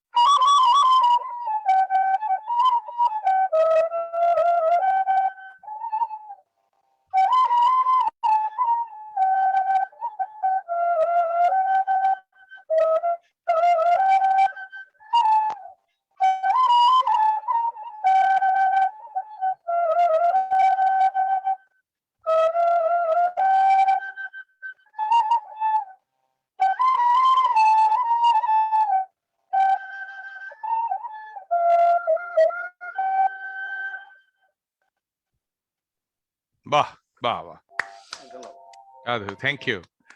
আচ্ছা, আমি একটা জিনিস শুধু বলি, যেহেতু আসলে ইন্টারনেটের ওই কানেক্টিভিটির কারণে যেটা হয় যে ধরো এই অনেক, আমি রেজওয়ানকে বলছি যে তুমি জি যদি জি হাই পিসে না বাড়িয়ে যদি একটু স্লো করো, তাহলে হয় কি ট্রান্সমিশনটা ভালো হয়। হয় না অনেক সময় ওই যে বেসিনে পানি আটকে যায় জোরে পানি ছেড়ে জি দিলে, তো জি জি জি। এরকম একটা অবস্থা হয় আর কি। হ্যাঁ, তো তুমি এটা একটু আচ্ছা খেয়াল আচ্ছা। রাখবে। আরেকটু ধরো এই যে আমি কথা বলছি, এই কথা আমি যদি খুব চিৎকার করে বলি, তাহলে দেখা যাবে যে ভেঙে যাচ্ছে, কারণ ও নিতে পারছে না লোডটা ট্রান্সমিশনের কারণে আর কি। তো তোমার বাঁশি কিন্তু খুব জি সুন্দর, এটা কিন্তু বুঝতে পারি আমি এখান থেকে, আমরা সবাই বুঝতে পারছি, কিন্তু এটা ট্রান্সমিশনের জায়গাটায় যদি ঝামেলাটা কম হয়, তাহলে এটা আরো বেশি মানে টাচ করবে, শুধু এই প্রোগ্রামে আমার না। এখানে একটু নেট প্রবলেম একটু আছে, একটু নেট প্রবলেমও করছে মাঝে হ্যাঁ মাঝে, হ্যাঁ হ্যাঁ। এসে আবার কেটে যাচ্ছে, একটু নেট প্রবলেমও করছে আমার আর এখানে এই যে তোমার ওয়াইফাইটা। এখানে যেটা আছে না, বাঁশিটা যে জায়গাটা ধরছো, এই জায়গাটায় যে ওইখানে তো হ্যাঁ, রিসিভার না, মাইক্রোফোন। হ্যাঁ ওইটা একটু জি জি। যদি দূরে থাকে, তাহলে দেখবা যে ট্রান্সমিশন ভালো হচ্ছে। এর পরের বার আবার আসবে যখন, মানে আসবে মানে একটু পরে আলোচনার মাঝখানে ডাকবো তোমাকে, একটু পরে তুমি 10-15 মিনিট একটু ঘোরাঘুরি করে এসো, তারপরে আবার একটু ওইভাবে বাজাবে, ঠিক আছে? হ্যাঁ, আচ্ছা ঠিক আছে ভাই। ওকে, ওকে, আবার থ্যাংক দেখা ইউ, হবে থ্যাংক ইউ, ইনশাআল্লাহ। Thank you so much. থাকো এখানেই থাকো, যেও না কিন্তু, তুমি দেখতে না, থাকো আর আছি কি। আছি। হ্যাঁ, আচ্ছা আমি দেখছি। দেখছি, আমি ওকে, যাচ্ছি না কোথাও, আমি আছি। আমি শুনছি। Thank you, thank you. আমাদেরকে পনির ভাই শুভেচ্ছা জানিয়েছে, আমাদের বিখ্যাত পনির ভাই খালেদ ভাই এবং আজম ভাইকে। আর আমাদের মামুন ভাই যুক্ত হতে চেয়েছে। আজাদ, তুমি মামুন ভাইকে কি দিয়েছো লিঙ্কটা? আমি কিন্তু দিয়েছি ওনার ফেসবুকে। মামুন ভাইকে আমিও লিংক দিয়েছি, কিন্তু মামুন ভাই কি টেকনিক্যাল কোনো সমস্যা পাচ্ছে কিনা আমাকে সেটা বলে নাই। তো মামুন উনি ভাইকে একটু জয়েন ফোন করার দাও। কথা, আচ্ছা ঠিক আছে, আমি দেখি ফোন করে দেখছি। ঠিক আছে। তো মামুন ভাই জয়েন করতে করতে আমরা যে জায়গায় ছিলাম সেই জায়গাটায় আমরা আবার ফিরে আসি। তো একটা চমৎকার জায়গায় এসে কিন্তু আমরা দাঁড়িয়েছি এই মুহূর্তে, যে আমাদের ক্রাইসিসের জায়গাটা কোথায়, এবং এই ক্রাইসিসের জায়গাটা দূর করার জন্য ডেফিনেটলি বিশ্ববিদ্যালয়গুলো তাদের মতো করে ভাববে, কিন্তু আমরা তো অ্যালামনাই, আমরা তো অ্যালামনাই হিসেবে আমাদের কনসার্ন থাকে, কারণ বিশ্ববিদ্যালয় যদি কোনো দুর্নামে পড়ে, বিশ্ববিদ্যালয়ের দুর্নাম হলে আমাদের নিজেদের কষ্ট হয়। কারণ আপনাদের মনে আছে কিছু স্টুডেন্টের অপকর্ম নিয়ে যখন পত্রিকায় নিউজ হতো, তখন নিজেদের মুখ দেখাতেও কিন্তু একটু কষ্ট হতো। বিশ্ববিদ্যালয়ের যদি সুনাম হয়, আমাদের সার্টিফিকেটের দামটা বাড়ে। আমরা এখন বিশ্ববিদ্যালয়ের সাথে যুক্ত না, কিন্তু জাহাঙ্গীরনগর বিশ্ববিদ্যালয়ের ভালো মন্দে আমাদের প্রত্যেকটা অ্যালামনাইয়ের, ইভেন শ্বশুর বাড়িতেও সেটার ইম্প্যাক্ট পড়ে। কারণ কারণ শ্বশুর শাশুড়ি যখন শোনে যে ওই বিশ্ববিদ্যালয়ে নাকি এরকম অবিচার হয়, তখন একরকম। আর একটা জিনিস যদি হয়, ওই বিশ্ববিদ্যালয় এরকম একটা যুগান্তকারী আবিষ্কার করেছে, ওই বিশ্ববিদ্যালয়ে নোবেল লরিয়েট আছে, তখন একটু ভাবটা বাড়ে। ভাবটা মানে কারো ক্ষতি করার জন্য না, অন্তত নিজের প্রশান্তি তো খুব দরকার। যেটা খালেদ ভাই বলে থাকেন যে সুখ, সুখ তো একটা জায়গায় আবিষ্কার করতে হবে। তো সেই জায়গাটায় অ্যালামনাইয়ের কিন্তু কনসার্নটা সারা পৃথিবীতে অনেক গুরুত্ব দিয়ে দেখা হয়। আমি জিজ্ঞেস করব যে খালেদ ভাইকে বিশেষ করে আমি বলতে চাই যে আমাদের জাহাঙ্গীরনগরের অ্যালামনাই হিসেবে আমাদের রোলটা আসলে আমরা প্লে করতে পারছি কিনা।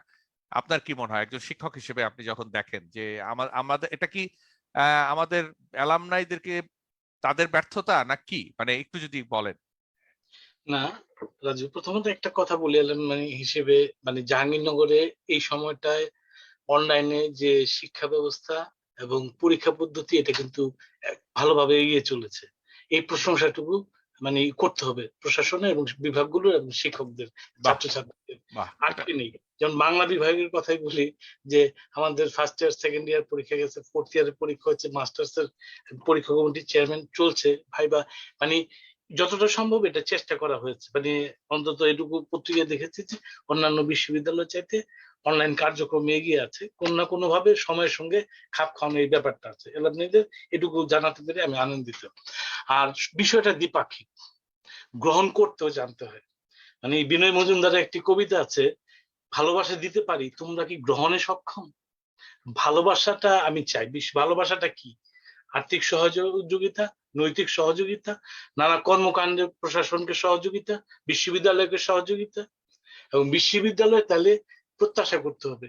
না চাইলে একটা শিশু আসলে, মানে কোনো মা তার শিশুকে দুধ দিয়ে তাদের তৃষ্ণা আছে এটা বুঝতে পারবে না।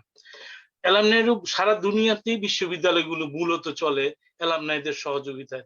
কোনো কোনো মানে একজন দুজন অ্যালামনাই, তিনজন চারজন অ্যালামনাই এতটাই দিতে জানে বা দিতে পারে এবং দিতে ইচ্ছুক, এটা আসলে চিন্তা করা যায় না।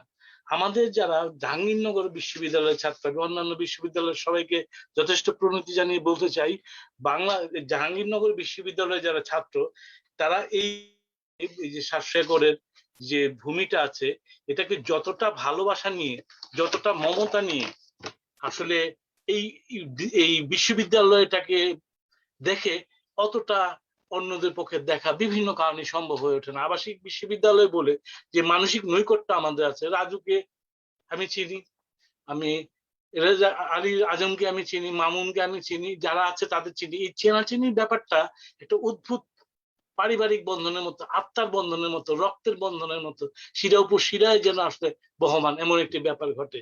এই বিশ্ববিদ্যালয়ে তুমি বলেছো একটা খারাপ সংবাদ, নিঃসন্দেহে আমার বা আমাদের বা আমার স্বজনের মনটা ম্লান করে দেয়। ফোন করে তারা যে তুমি ভালো আছো বা এটা ঘটেছে, কি সম্পর্ক কি, এগুলা আমার ধারণা সবাই এইগুলা দ্বারা আক্রান্ত হন।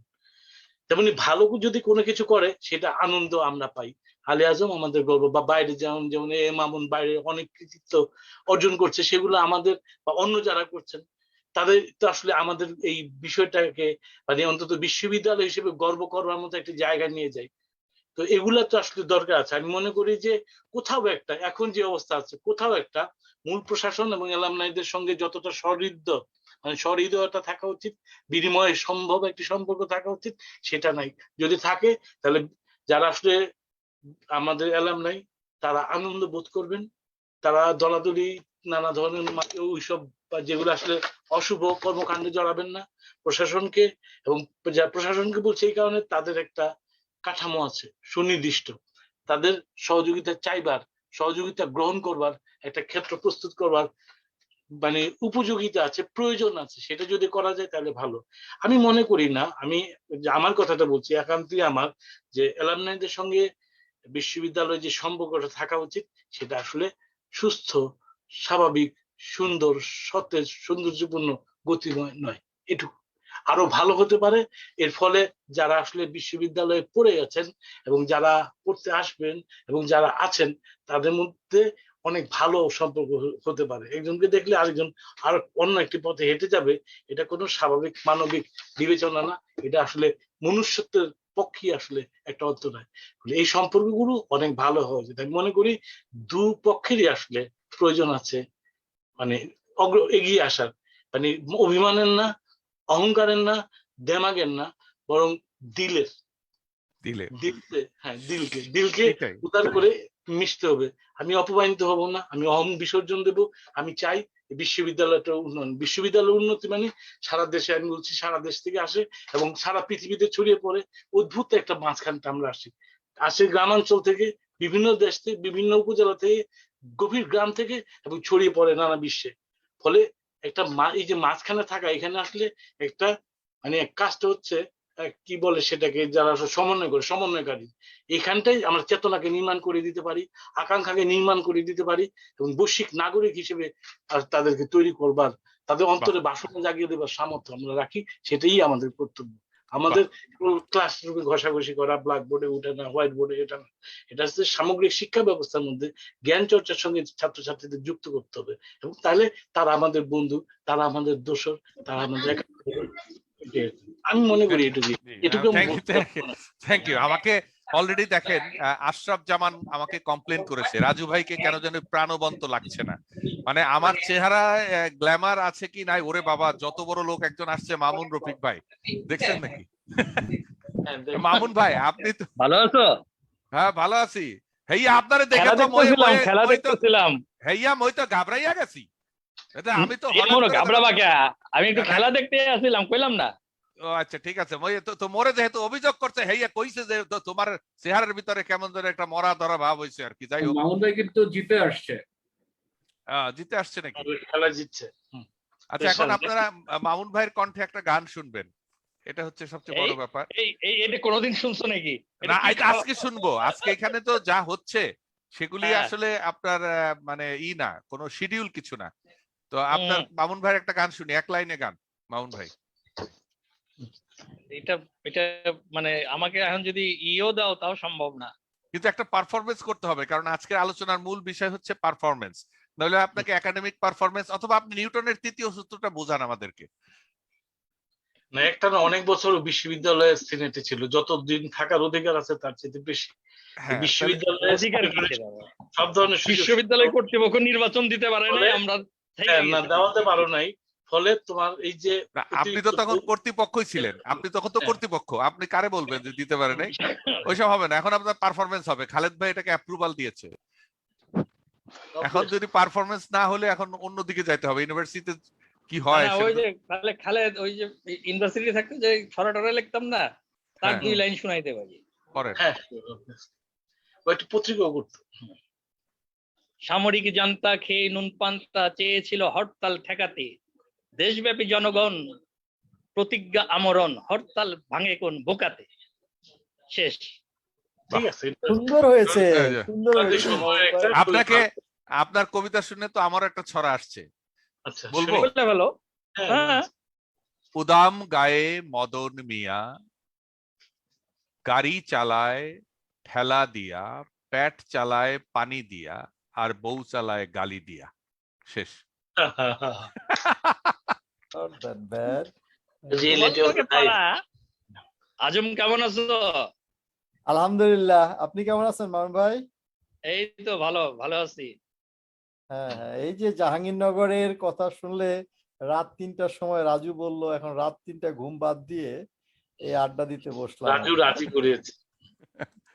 না, রাজু শুধু রাজি করেনি, আসলে আমার তো সদিচ্ছা ছিল, না হলে তো যেটা ওই খালিদ ভাই কিছুক্ষণ আগে বলল যে অ্যালামনাই এবং যে কানেক্টিভিটি উইথ যে আমরা যে প্রাউড ফিল করি ইউনিভার্সিটির কোনো কিছু হলে, যেমন গতকালকে একটা নিউজ দেখছি যে 3 জন বাংলাদেশি ছাত্র জাহাঙ্গীরনগর ইউনিভার্সিটির কেমিস্ট্রির, তারা জাপানে কেমিস্ট্রি অলিম্পিয়াতে ফার্স্ট সেকেন্ড থার্ড হয়েছে। এই নিউজটা, এই যে একটা মানে তৃপ্তি, আমি চিনি না, ওরা হয়তো বা খুব 40তম 41তম, আমি জানি না কোন ব্যাচের, কিন্তু দেখেই ভালো লাগলো। তো যেটা হচ্ছে আমি খালিদ ভাইয়ের সাথে একমত করে কথা বলতেছি যে আমাদের দেওয়া এবং নেওয়ার বিষয়টা থাকে। যেমন আমরা যারা বাহিরে যতটুকুই করি না কেন, আমাদের তো একটা এক্সপেরিয়েন্স হয়েছে বিভিন্ন ইউনিভার্সিটিতে। এটা এখন জাহাঙ্গীর, যেমন আমি কিন্তু জড়িত বুয়েটের সাথে, আমার কিন্তু বুয়েটে 2-3 জন স্টুডেন্ট আমি সুপারভাইজ করি। তারপরে মিস্টের কথা বললাম, মিনিস্ট্রি অফ ইনস্টিটিউট কি military institute of technology, I am there. তো এখন আমাদের ইউনিভার্সিটির আমি জাহাঙ্গীরনগরে কিন্তু আমাকে 2-1 বার কবির ভাই জাহাঙ্গীরনগর কেমিস্ট্রি বলেছেন যে তুমি আসলে একটু, মানে ওই বলাটা হচ্ছে একরকম বলা আর কি। তারপরেও আমরা যেহেতু একই ইউনিভার্সিটির, তারপর বলছি যে অবশ্যই আমি এরপরে আসলে, তারপর লকডাউন পড়ে গেল, মানে কোভিড হলো। তো যেটা বলতে চাচ্ছি যে আমার মতো তো অনেক আমাদের জাহাঙ্গীরনগরে কিন্তু ব্রাইট লোক আছে, আমার থেকে অনেক বড় বড় আছে। আমরা এদেরকে কিভাবে নিতে পারি, যেটা খালিদ ভাই বললো যে নেওয়া থাকতে হবে এবং দেওয়া থাকতে হবে। আমাদেরকে কিন্তু বিশ্বাস হবে কিনা, প্রচুর invitation pi with flight ticket, hotel এবং কিছু অনারিয়াম দিয়ে, চায়না, জাপান, বিভিন্ন দেশে, কানাডা। আমরা কিন্তু অনেক সময় দিতে পাই, অথচ যদি জাহাঙ্গীরনগরের কথা শুনি, এই যে রাত 3টার সময়, হ্যাঁ, এটা ইম্পসিবল। আমাকে যদি কেউ বলতো যে কানাডার একটা ইউনিভার্সিটি যে তোমার জুম মিটিং এ 3টার সময়, ইম্পসিবল, কখনোই আমি এগ্রি করব না। নো ম্যাটার সেটা ম্যাকগ্রিল ইউনিভার্সিটি হোক আর টরন্টো হোক, যেটা হোক, সম্ভব না। কারণ কিন্তু জাহাঙ্গীরনগরের কথা শুনে রাত 3টা, এটা চিন্তা করা যায় না। হ্যাঁ, যে জেগে উঠে আমি সময় দিচ্ছি 1 ঘন্টা খানেক ধরে। এই জিনিসটা আমি বোঝানোর কারণটা হচ্ছে যে নেওয়ার, যে খালিদ ভাই যেটা বলে আমি খুবই পছন্দ করছি ওয়ার্ডটাকে, নেওয়া থাকতে হবে, দেওয়ারও থাকতে হবে। এই জায়গাটাতে এটা ফান্ডামেন্টালি, এই যে ছোট্ট একটা ওয়ার্ড নেওয়া এবং দেওয়া, এখানে কিন্তু অ্যালামনাইয়ের যে ইন্টিগ্রেশন বা কানেক্টিভিটিটা কিন্তু রোবাস্ট করে। বিশেষ করে আমরা যারা যেখান থেকে এসেছি, আর এটা আমার কথা না, আমার মনে হয় প্রত্যেকটা, তুমি নক করে দেখো রাজু, প্রত্যেকটা যারা আছে বাহিরে, তারা কখনোই ডিনাই করবে না, no matter is 3 AM or 4 AM। এটাই বলতে চাচ্ছিলাম আর। হ্যাঁ, এবং এই জায়গাটায় আমি মনে করি যে খালেদ ভাইয়ের একটা অনেক বড় ভূমিকা আছে, কারণ উনি জাহাঙ্গীরনগর বিশ্ববিদ্যালয়ের শিক্ষক, আপনি ওখানে আছেন, আর মাঝখানে আমরা যারা ধরেন এই অনুষ্ঠানটার ভিতর দিয়েও যদি অন্তত পক্ষে 10 জন মানুষের সাথে জাহাঙ্গীরনগর বিশ্ববিদ্যালয়ের যোগাযোগ হয় আপনাদের মতো, তা দিয়ে যদি 10 জন ছেলে মেয়েও উচ্চশিক্ষার সুযোগ পায়, 10 জন ছেলে মেয়েও যদি পৃথিবীর কোথাও না কোথাও গিয়ে ভালো একটা কিছু করে, তার মধ্যেই তো একজন নোবেল লরিয়েট থাকতে পারে। আমি তো এইভাবে বিশ্বাস করতে চাই। মানে পৃথিবীর সব পরিবর্তন হার্ভার্ড থেকে হতে হবে, অক্সফোর্ড থেকে, জাহাঙ্গীরনগর বিশ্ববিদ্যালয় থেকেও তো পৃথিবীর শ্রেষ্ঠ কিছু তৈরি হতে পারে, এবং সেটা হবার মতো কানেক্টিভিটি আমাদের তৈরি হয়েছে, সেটা এখন তুলে নিতে হবে। এবং আমি খুব একেবারে ওপেনলি বলতে চাই, আপনাদের দুইজনের আজকের সংযুক্তি কিন্তু খুব পারপাসিভলি আমি করেছি, এবং এটা কিন্তু ভেবে করেছি, না ভেবে করিনি। আমি বা আমরা, আমাদের টিমে আমরা যারা কাজ করেছি, এবং এর অন্য দিনের যে কোনো আড্ডার চেয়ে আজকের আড্ডা কিন্তু অন্যরকম। এবং শুধু মামুন ভাইকে বলেই হয়তো আমরা এখানে আমরা মামুন ভাইকে ওয়েলকাম করলাম, মামুন রফিক ভাইকে, কারণ তিনি আপনাদের কাছের মানুষ, বন্ধু। তাকে না দিলে আমার তো ঢাকার রাস্তায় বেরোতে হবে, কখন মাইটটার দিবে, কি করবে ঠিক নাই। তো যাই হোক, সেটা বড় কথা না। বড় কথাটা হচ্ছে যে এর আগের অনুষ্ঠানগুলো করেছি, সেটার একটা ভিন্ন নেচার ছিল, ভিন্ন ধরন ছিল। কিন্তু আজকে আপনাদের দুজনকে আনার একটা খুব বড় উদ্দেশ্য হচ্ছে যে একজন জাহাঙ্গীরনগর বিশ্ববিদ্যালয়ের ভেতরে আছেন, আর অন্যরা আমরা বাইরে আছি, কিন্তু আমরা সংযুক্ত হওয়ার সুযোগ নিয়ে আছি। তো উনার যে আকুতিটা, খালেদ ভাইয়ের, যে নিতেও হবে, গ্রহণও করতে হবে, মানে দিতে, দেওয়া এবং নেওয়া, এটা মিলিব মেলাবো, এই যে জায়গাটা, সেই জায়গাটা করার জন্য আসলে দল মত নির্বিশেষে আমাদের একত্রিত হওয়া ছাড়া সম্ভবত আগামী দিনে আমরা সার্ভাইভ করতে পারবো না।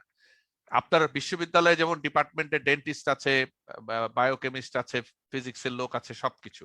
ইভেন এই যে ফিজিক্স নিয়ে যখন কথা হয়, আমার তো মনে হয় যে পৃথিবীতে যে পরিমাণ মানুষ ক্যান্সারে ভুগছে বা ভুগতে যাচ্ছে, একসময় রেডিও থেরাপি যেটা, সেটা আমার কাছে মনে হয় যে ব্যাংকের এটিএম বুথের মতো হয়ে যাবে। অর্থাৎ অফিস টাইমের মাঝখানে বুথে ঢুকে কার্ড ইনসার্ট করে হয়তো একটু রেডিও থেরাপি দিয়ে অফিস করবে। এটা কামনা করি না, আমি ক্ষমা চাইছি যে এটা আমি কামনা করি না, কিন্তু মানুষের বিভিন্ন পরিবর্তন বা ট্রান্সফরমেশনের ভেতর দিয়ে যে পৃথিবীর দিকে যাচ্ছে মানুষ, সেখানে কিন্তু অনেক অনেক কাজ আছে। এখন মেডিকেল সায়েন্সের একটা বিরাট অংশ ফিজিক্সের লোকেদের দখলে, তার মানে সেটাও তো একটা খুব বড় ব্যাপার। আপনারা আমার চেয়ে ভালো জানেন, আমি বিজ্ঞানের ছাত্র না, কিন্তু আমি এমনিতে মাঝে মাঝে পড়ি। জাপানের একটা বিখ্যাত ইউনিভার্সিটি আছে, ইউনিভার্সিটি অফ ইকোনমিক্স, অর্থাৎ তারা বিভিন্ন সাবজেক্টের ইউটিলিটি অ্যান্ড ইকোনমিক্স বের করে, যে এই সাবজেক্টটা বাজারে টিকবে কিনা। এই যে আমাদের এখন পর্যন্ত দেখা যায় যে কিছু কিছু জায়গায় লোকেরা ঝুঁকে পড়ে গণহারে প্রচুর ডিগ্রি করছে, কিন্তু সেই ডিগ্রি করে তারা কিন্তু আসলে বেকারের খাতায় নাম লেখাবে। একসময় রাস্তায় থেকে 10 জনকে ধরে এনে যদি জিজ্ঞেস করা যেত যে তোমার ড্রিম জব কি, বলতো ব্যাংক। অথচ ব্যাংকই তো একসময় এত মানুষের চাকরি দিতে পারবে না। ব্যাংকের চাকরি থাকবে এটিএম বুথ পাহারা দেওয়ার দারোয়ান, আর বাকি কিছু তো মানি ডিজিটাইজ হয়ে যাচ্ছে। তার মানে এই যে ট্রান্সফরমেশন গুলো হচ্ছে, এগুলো যদি বিশ্ববিদ্যালয়, পৃথিবীর বহু পেশা কিন্তু থাকবে না, অবলুপ্ত হয়ে যাবে। এবং সেখানে যদি বিশ্ববিদ্যালয়গুলো সেই নতুন যে পরিবর্তন হচ্ছে, যেগুলো অ্যাবলিশ হয়ে যাবে, সেই সব জায়গাগুলোকে নিয়ে আগে থেকে ওয়ার্ন না করে, তাহলে তো আমরা বিপদে পড়ে যাব, এবং শিক্ষিত বেকারের সংখ্যা তো বাড়তেই থাকবে, এরকম আমার মনে হয়। আমি জানি না আজম ভাই আপনি কি ভাবছেন, মানে আমি কি একটু বেশি বলে ফেললাম? আমি জাস্ট এটার উত্তর দেওয়ার আগে একটা কথা বলিনি, যে আমার এখন 7 জন পিএইচডি স্টুডেন্ট, তার মধ্যে বাংলাদেশি হলো 2 জন এক্সিস্টিং, অ্যাকচুয়ালি 3 জন, একজন শেষ করলো, আর 2 জন জাহাঙ্গীরনগরের। আমি বোধহয় তোমাকে আগেও বলেছিলাম, মানে জাহাঙ্গীরনগরে শুনলেই একটু ইজম কাজ করে, এটা ওপেন সিক্রেট। এখানে অবশ্যই তার স্কোর থাকতে হবে, কারণ তারা স্কলারশিপ পেয়েছে। তো যে ছেলেটা থিসিস জমা দিল বাংলাদেশি গত 2 তারিখে, তো আমি থিসিস জমা দেওয়ার, পিএইচডি থিসিস জমা দেওয়ার পর আমি বললাম যে তুমি কি শিখছো। জাস্ট কোশ্চিনটা হইলো যে থিসিসটা যখন নিয়ে আসলো প্রিন্ট আউট করে, তো আমি বললাম যে আচ্ছা তোমার পিএইচডি থিসিসটা জমা দিতে যাচ্ছ গ্রাজুয়েট অফিসে, তুমি এই 3.5 বছরে কি শিখেছো? তো তখন বলে স্যার আমি এই শিখেছি, এই শিখেছি। আমি বললাম যে সেটা তো শিখছোই তুমি একাডেমিক, আর কি শিখছো আমার কাছ থেকে? সে উত্তর দিতে পারছে না। আমি বললাম যে তাহলে তো হলো না, তো আমি থিসিসটা তো জমা দিতে দেবো না, যে একটা ডিক্লারেশন ফর্ম সাইন করতে হয়, তখন নিয়ে আসছে। আমি তো সাইন করবো না, তুমি বলতে পারতেছো না কি শিখছো। তো বললো যে তখন সে ওই রিসার্চের কথা বলছে না, আর কি শিখেছে। তখন বললো স্যার আপনার একটা লেকচার গত পরশুদিন শুনছি, একটা বড় একটা লেকচার দিয়েছিলাম আমি মেডিকেল স্কুলে, এটার নাম ছিল হলো concept to clinic. Concept to clinic, আইডিয়াটাকে কিভাবে আমি ক্লিনিক এবং মার্কেটে নিয়ে যেতে পারি, এটার উপরে আর কি। তো এটা খুব প্রশংসিত হয়েছিল, ওই লেকচারটা 28শে জুলাই ছিল। যাই হোক, বলে স্যার ওখান থেকে একটা জিনিস শিখেছি যে কিভাবে আইডিয়াটাকে ট্রান্সলেট করতে হয়। এটা আরেকটা কি শিখছো, যে কিভাবে রিসার্চ ফান্ডিং এর জন্য রিসার্চ প্রপোজাল লিখতে হয়। আমি বললাম আর কি শিখেছো?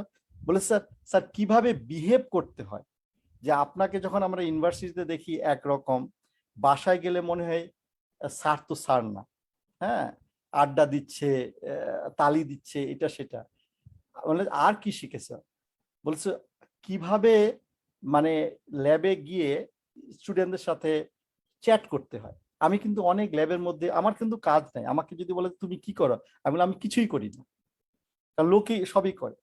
কিন্তু ওই যে মাথার থেকে জিনিসটা দেওয়া হয়, এই যে প্র্যাকটিস গুলো, এগুলো আমরা অনেক সময় ভুলে যাই, যে আমরা শুধু ওই একাডেমিক যে থিসিস করলাম, এটা শিখে আমার একটা ডিগ্রি হলো, তুমি যে বললা অনেকগুলো ডিগ্রি পাচ্ছি, কিন্তু ডিগ্রির সাথে সাথে যে আদার্স জিনিসগুলো নিতে হয়, এগেন খালিদ ভাইয়ের কথাটা আমার খুব পছন্দ হয়েছে, নিতে হয়।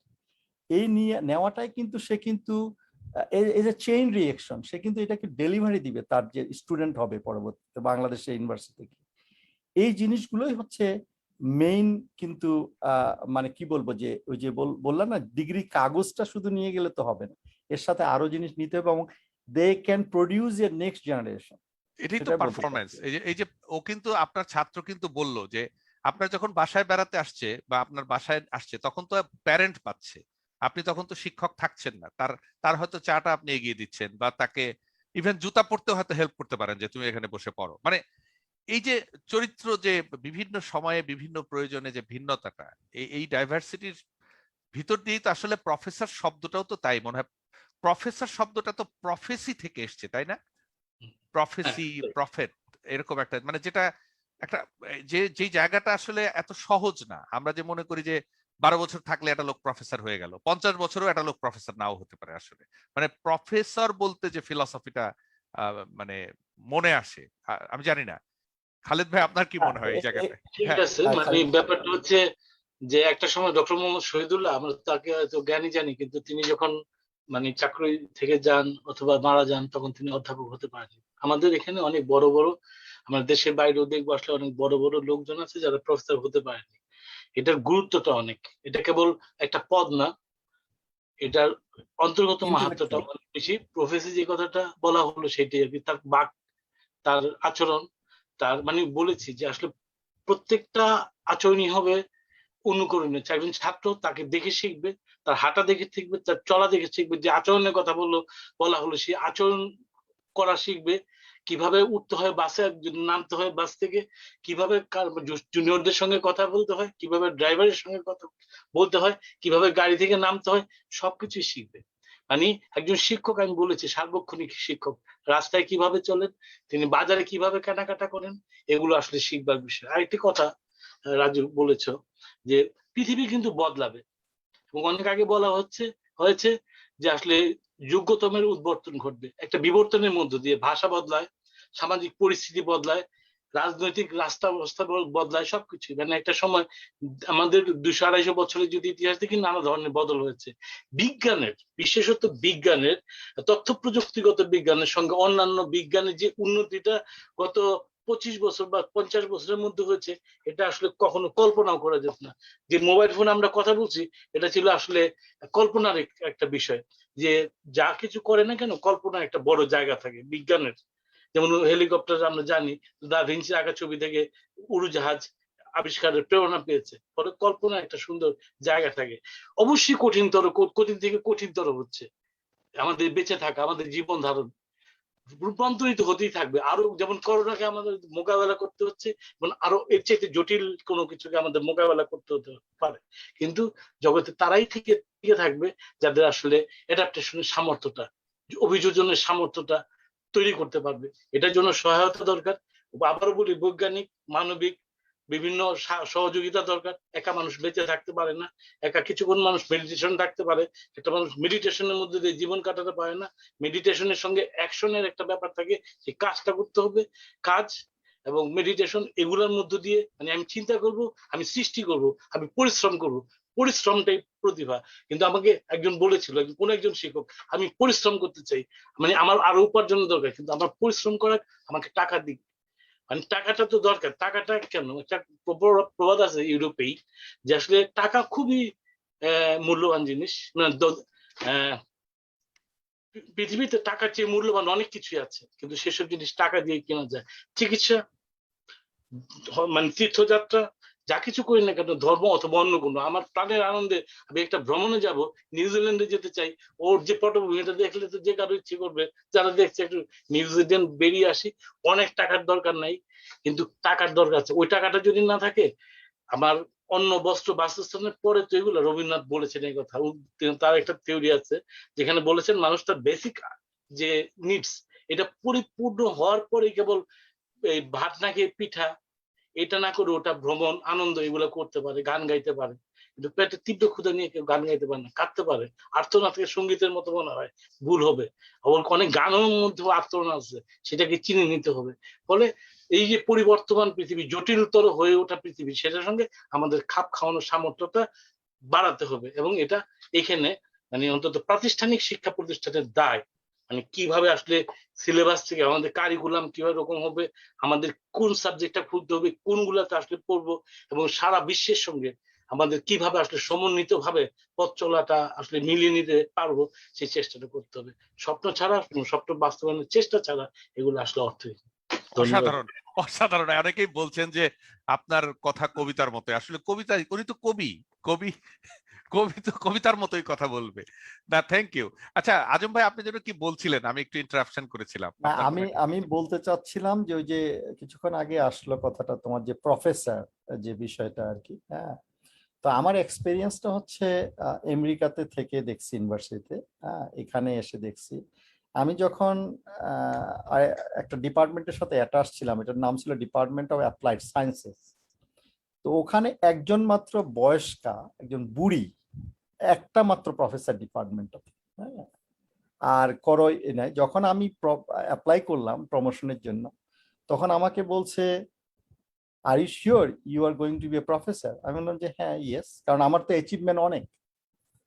তো বললো যে শিওর, হ্যাঁ, তো তুমি কি জানো তোমার চুল এখনো পাকে নাই? আমি বললাম যে ইয়েস আই নো। বললো যে তুমি দেখছো যে আমি একমাত্র প্রফেসর, তাও হয়েছে প্রায় 6-7 বছর আগে, সে কিন্তু রিটায়ার্ড এখন। তো যেটা আমি একটা উদাহরণ দিলাম আর কি। আমাদের ডিপার্টমেন্টে এখন মানে আমার সেন্টারে তো আমি এখন আর 2 জন প্রফেসর বাইরের, আর যে ডিপার্টমেন্টের সাথে আমি অ্যাটাচ ছিলাম তার মধ্যে 1 জন প্রফেসর। তো নিউজিল্যান্ডের সিস্টেমটা, আমি নিউজিল্যান্ডের কথা বলছি, সিস্টেমটা ওই ইংল্যান্ডের সাথে connected. It's a very tough. Professor মানে হচ্ছে যেটা খালিদ ভাই বললো যে অনেকে প্রফেসর হতে পারেন, রিটায়ার্ড। আমাদের এক বাংলাদেশি ইকোনমিক্সের ইনি আছেন এখানে, রিটায়ার্ড করছেন। উনি সিনিয়র লেকচারার মানে অ্যাসোসিয়েট প্রফেসর হয়ে রিটায়ার্ড করছেন। তো ইটস এ বিগ জব, এটা আমি এই দেশে এসে বুঝতে পারছি। হ্যাঁ, আর একটা মজার বিষয় হচ্ছে যে অনেক সময় আমরা একটা ইগো ফিল করি, আমি এখনো প্রফেসর না। এইখানকার লোক এই ইউনিভার্সিটিতে দেখছি বা নিউজিল্যান্ডে কখনোই ভাবে না, কারণ তারা প্রফেসর প্রডিউস করছে মেনি, হ্যাঁ, অন্য জায়গায়। তো যেটা খালিদ ভাইয়ের সাথে আমি একমত, প্রফেসর জিনিসটা আসলে it's intellectual, it's not only just academic, it's a lot of other things need to account, মানে বি এ প্রফেসর। তার হাঁটতে গেলেই বলতে হবে যে এই প্রফেসর যাচ্ছে, যেটা আগে আমরা বলতাম। এই জিনিসটা আমি এখানে লার্ন করছি। আমি কাউকে আন্ডারমাইন করছি না। বাংলাদেশে কিন্তু একটা উদাহরণ আছে, প্রফেসর যিনি জাতীয় অধ্যাপক হয়েছিলেন, রাজ্জাক স্যার, উনি কিন্তু ঢাকা বিশ্ববিদ্যালয়ের অ্যাসিস্ট্যান্ট প্রফেসর ছিলেন, কিন্তু বঙ্গবন্ধু কিন্তু ওনাকে জাতীয় অধ্যাপক বানিয়েছিলেন, ন্যাশনাল প্রফেসর। তো এরকম উদাহরণ কিন্তু এখানেও আছে। মানে না, আমি রাজু, আমি এখানে কাউকে আন্ডারমাইন করছি না। এটা হচ্ছে কি, প্রফেসর যদি নিজেকে ক্লেম করতে হয় বা সেজন্য একটা এক্সাম্পল হয়, যেটা বললা তুমি, জাতীয় প্রফেসর একজনই। তো এই আমি বলছি না যে এটা অনেক ইয়াং ইন্টেলেকচুয়াল পার্সনও ক্যান বি এ প্রফেসর, কিন্তু তার যে আদার যে জিনিসগুলো অ্যাকাউন্ট করে তাকে যে শো করতে হবে যে হ্যাঁ একজন প্রফেসর, তাকে ফলো করা যায়, তার কাছ থেকে লার্ন করা যায়, শুধু একাডেমিক লার্ন না, আদার না। এটা হলো মডেল, তার মানে একটা মডেল, আসলে সে তো একটা মডেল, একটা প্রফেসর। এখন প্রফেসরের বিরুদ্ধে যদি দুর্নীতির অভিযোগ আসে, তাহলে তার প্রফেসরও থাকে না, বিশ্ববিদ্যালয়ে থাকে না। তো সেই সেই জায়গাটায় পৌঁছানোটা খুব জরুরি। আচ্ছা, আমরা কিন্তু অনুষ্ঠানের প্রায় শেষের দিকে, আর 5-7 মিনিটের মধ্যে আমরা অনুষ্ঠানটা শেষ করবো। আমরা কিন্তু 1.5 ঘন্টার উপরে কথা বলেছি অলরেডি। হ্যাঁ, তো দেখেছি। তবে আমি নিশ্চিত ভাবে বলতে পারি যে যারা অনুষ্ঠানটা দেখছেন এবং দেখবেন, তারা নিশ্চয়ই আজকের অনুষ্ঠানের মধ্যে অনেক কিছু খুঁজে পাবেন যেগুলো আমাদেরকে ভাবাবে। আমি বলবো যে দিস ইজ মানে one of the most thought provoking conversation happens tonight বাংলাদেশে এবং নিউজিল্যান্ডের সমন্বয়ে। আর মাঝখানের যা কিছু আছে, পৃথিবী তো এখন ঘুরছে, সবসময় ঘুরছে, এবং আমাদের এই ভিডিওটা থেকে যাবে লাইভে, আপনারাও পরে দেখতে পারবেন। দেখে কোনো জায়গায় কমেন্ট করা বা নিজেদের কোনো জায়গায় যদি অ্যাড করা থাকে আপনারাও করবেন, কারণ আমাদের এই ক্ষুদ্র প্রচেষ্টা এই সময়ে আসলে শুধুই জাহাঙ্গীরনগর গ্রুপটাতে প্রায় 30,000-এর মতো মেম্বার্স আছেন। তারা বিভিন্নভাবে জাহাঙ্গীরনগর বিশ্ববিদ্যালয়ের সাথে যুক্ত। একজনকে দেখতে পাচ্ছেন, আজাদ আল মামুন। তারপরে মিনহাজ ভাই আজকে অন্য আরেকটা কাজে ব্যস্ত, উনি আসেননি, বাট একটা group of young people, Sohel নামে একটা ছেলে আছে। আজাদ, বলো তো দেখি ওদের নামগুলো, যারা যারা আমাদের ব্যাক এন্ডে যারা কাজ করেন, তারা পর্দায় আসেন না নরমালি। আজাদ, একটু নামগুলো বলবে সবার? আজাদ, মিউট। আনমিউট করে বলতে হবে।